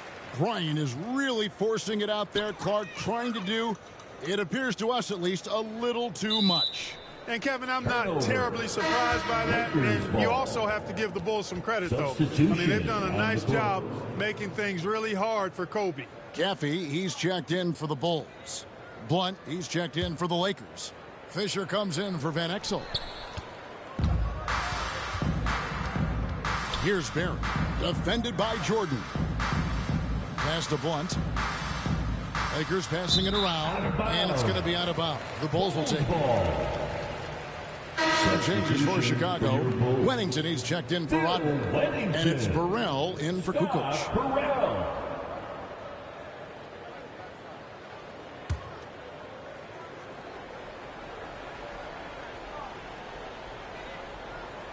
They're going to turn it over. They couldn't get it in bounds that time. Lakers ball.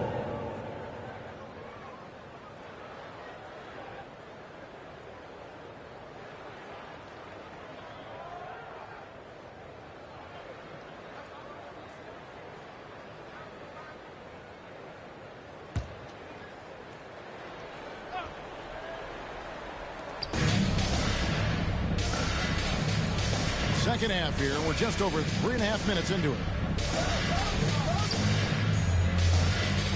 Fisher with the ball. He's still scoreless so far in this one. And there's the defensive 3-second call. First trip to the free throw line for him tonight. John Barry at the line for one.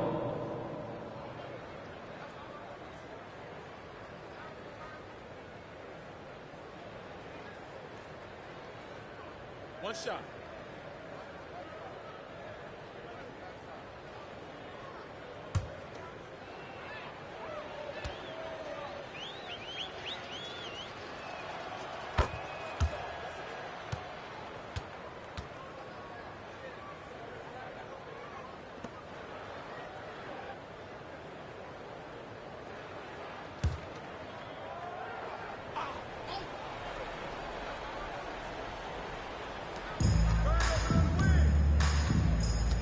Right side, Bryant.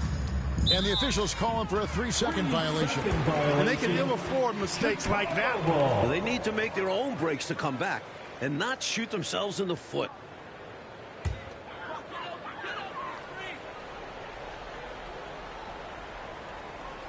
That'll be a 5-second call. Inbound violation. Los Angeles ball.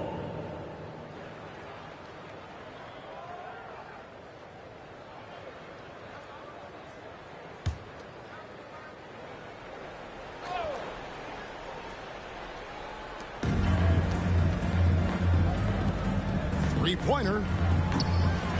Caffey grabs the miss.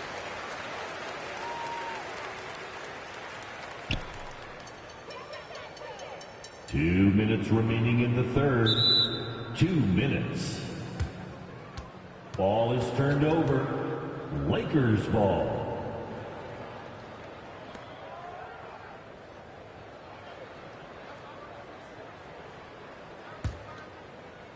And here is Los Angeles now. They haven't given up any points here in the second half. Pass to Horry. Well-timed pass, and he goes straight to the bucket for the layup. Horry's got 6. Watching Horry get going inside, pretty good stuff. Not just an outside sniper, but a more than capable post player as well. Lakers ball.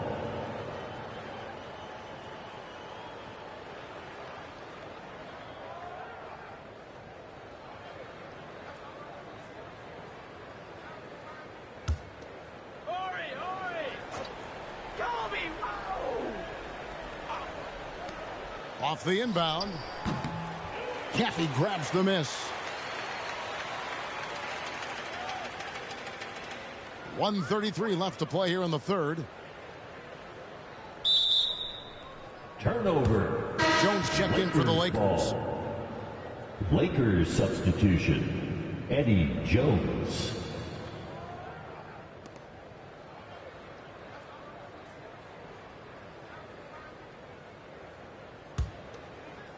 Well, Coach Fratello, Michael Jordan is in complete command of this game, and the Lakers haven't been able to do anything to slow him down. He's teaching Kobe a few things out there firsthand and showing that there's still a large gap between the two players. Ball is turned over. Los Angeles making a switch here. Bryant's checked in. Lakers substitution. Kobe Bryant. We've got 1:13 left in the third quarter. Passes to Barry. That's in, coming off an assist by Kobe. This is why coaches preach ball movement. It keeps everyone engaged. Unable to get the ball in bounds. They get called for the 5-second violation.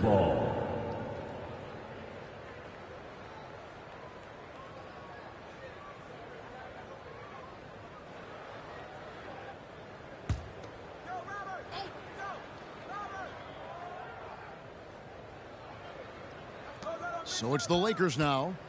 Horry kicks to Bryant. Off target from three-point range.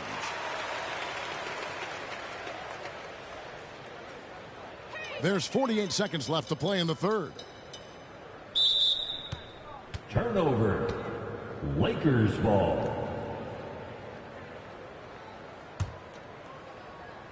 Well, Coach, you look at all the turnovers. What a way to drive your coach crazy. I know it would drive you crazy, wouldn't it? Yeah, your game plan means nothing if your players can't execute it. 29 seconds left to play in the third. Jones has got room. And it's off the back rim. No good. Here's Wennington. Ball is turned over. Chicago making a switch here. Ball. Coming onto the floor for your Bulls, Steve Kerr.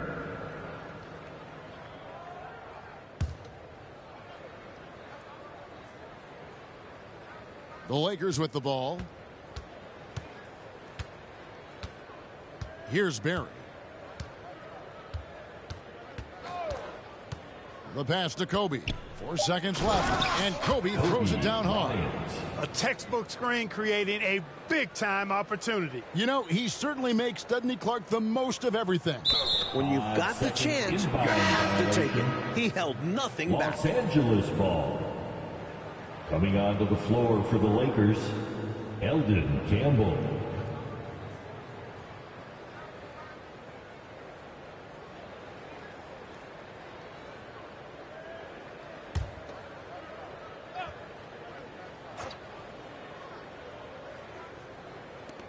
Here's Jones. Tips it. It's good on the putback. Horry's got 6 points in the quarter. Really good hustle from Horry to save the play there. Getting in there to grab that rebound and get a second chance shot. That'll be a 5-second call. Violation. Lakers ball.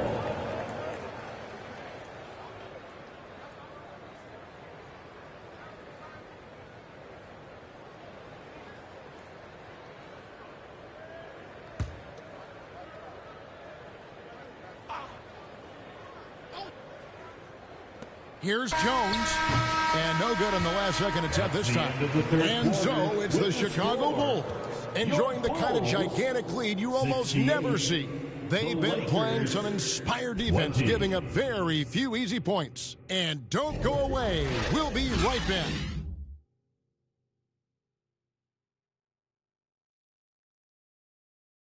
Welcome back, everyone. It's time for some fourth quarter action here in Chicago, where Michael Jordan and the Chicago Bulls are battling Kobe Bryant and the visiting LA Lakers.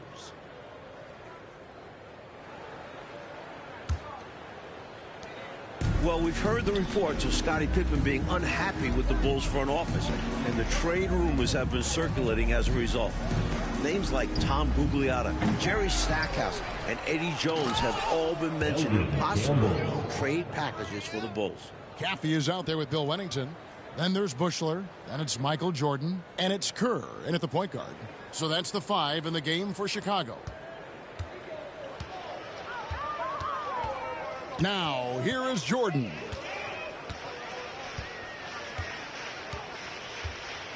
Pass to Kerr.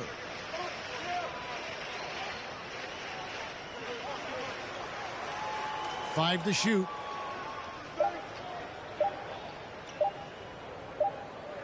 And the shot clock expires. 24-second violation. Well, here we are looking at Pippen Clark with his return set for January. We'll have to keep our eyes out for that February trade deadline. Yeah, I've got that circled on my calendar, Kevin, and you know Scotty is looking for a new contract. That's clear. But I'd be surprised if he doesn't at least finish out the season with the Bulls. I agree. Pass to Jones. Passes it to Campbell. Back to Jones. Lakers working the ball around now. Oh, Mike, the Bulls defense has sent a message in this one, letting the Lakers know that it's not their time yet, that the Bulls are still in control. These young Lakers got to see what it was like going up against a championship caliber defense. Hopefully, they can learn and build from this experience. I bet they do. And they'll turn it over. Could not get off a shot. 24-second violation. One is checked in for Fox. Corey Blunt.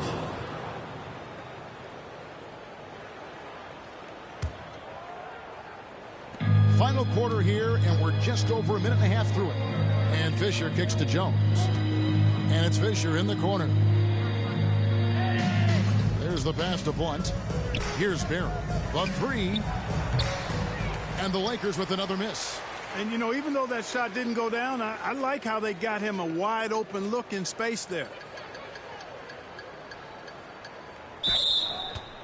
Turnover. Los Angeles ball.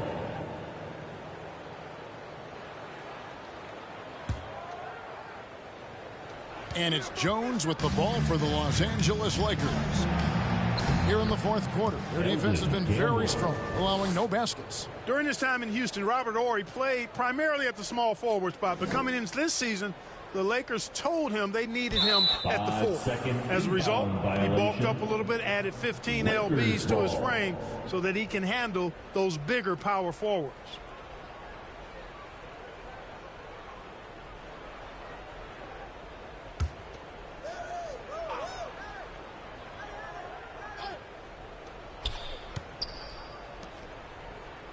Pass to Barry.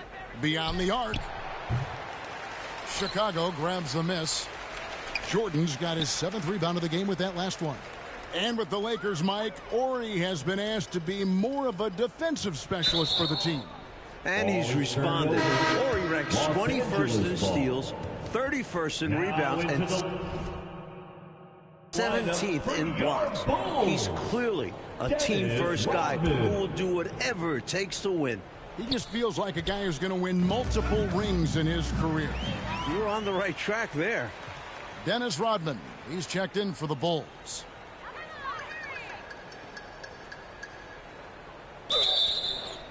Turnover. Los Angeles ball.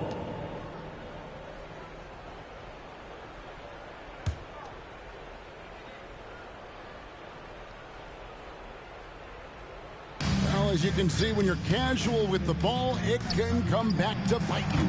For sure. I mean, playing loose can help you and hurt you. It can cut both ways. I think they've got to tighten it up a little bit here. Last season, Kobe Bryant won the slam dunk contest as a rookie. But he won't get the chance to defend his title this year in New York because the contest will be missing from the All-Star Weekend for the first time since 1984. Clock at 2. Lets it go from the baseline and nails it. I love the efficiency he's playing with tonight. Not scoring as much as usual, but he's been effective. And they're winning. Pass to Blunt. Chicago grabs the miss. And regarding the dunk contest, it'll be replaced with the 2-ball contest on All-Stars Saturday night. What do you think? I like it, Kevin. I do. I like the fact that it'll be fun to watch NBA and WNBA players team up. But it makes you wonder if this is going to be a permanent change. Hopefully, we'll see the return of the dunk contest at some point, but I like taking a break and adding something new. I think we will see that dunk contest, and I think it will be permanent in terms of being back in All-Star Weekend. Burrell, he's checked in for Bushler. The Lakers also with a sub. Humphries checked in.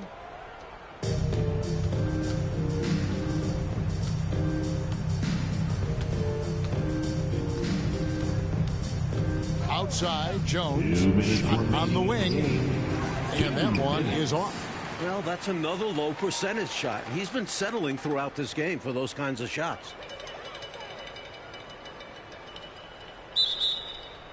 Ball is turned over. Some changes for the Lakers. Horry comes in for Eldon Campbell. Lakers and it's Fox in for Jones. Robert Horry, Rick Fox.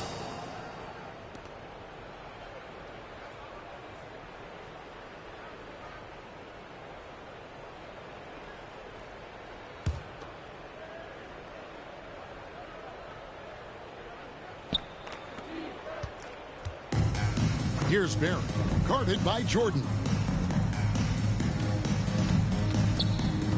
And here's Humphries. Fox deciding where to go with it. Humphries, no good.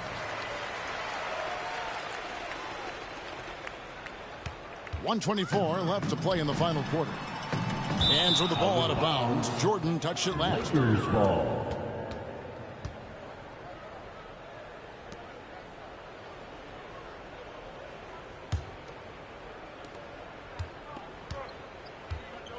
Now Humphries out to the right wing. Here's Barry.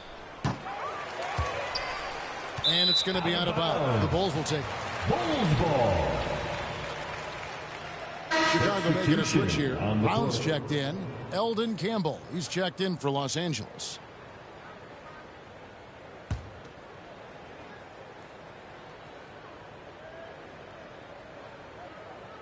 They're going to turn it over. They couldn't get it in bounds that time. Lakers ball.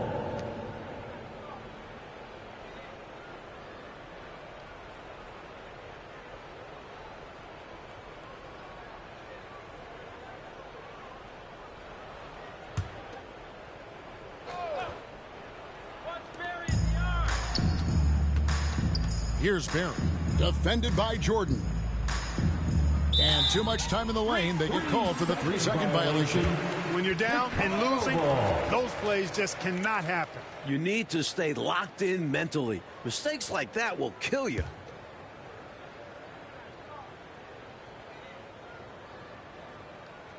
Unable to get the ball in bounds. They get called for the 5-second violation. Lakers ball.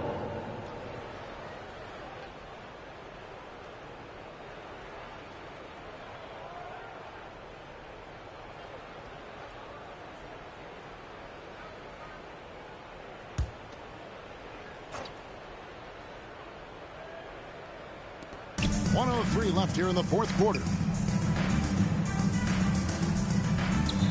Here's Barry. Kicks it to Humphries. Offensive rebound. No good from Campbell. Rodman with the ball.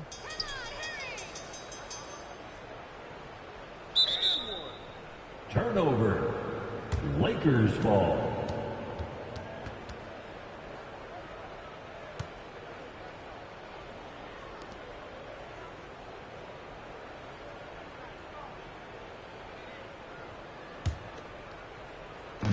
Coach Fratello, a big issue for them. I know it drives you crazy. Turnover. You just can't afford to give away anything in this league. And here's Jordan. He'll bring it up for the Chicago Bulls. Here in the fourth, they've allowed just 4 points. The shot and game clock separated by 4. Here's Wennington. Just 3 to shoot. From the arc. Connects from 3-point range. It's important that you have big men who can shoot in this day and age, and this guy can really stretch the floor. And so it's the Chicago Bulls getting the win in front of their home crowd. An important victory, Coach, for them here against the up-and-coming LA Lakers. Well, Michael gets the best of Kobe while the Bulls capture their third straight win. And they need it as they're trying to move up in the standings in this cutthroat Eastern Conference. And Clark, what does this loss mean, do you think, for the Lakers? I think it's growing pains and a learning experience, Kevin. They just need to take a look at the film and correct the...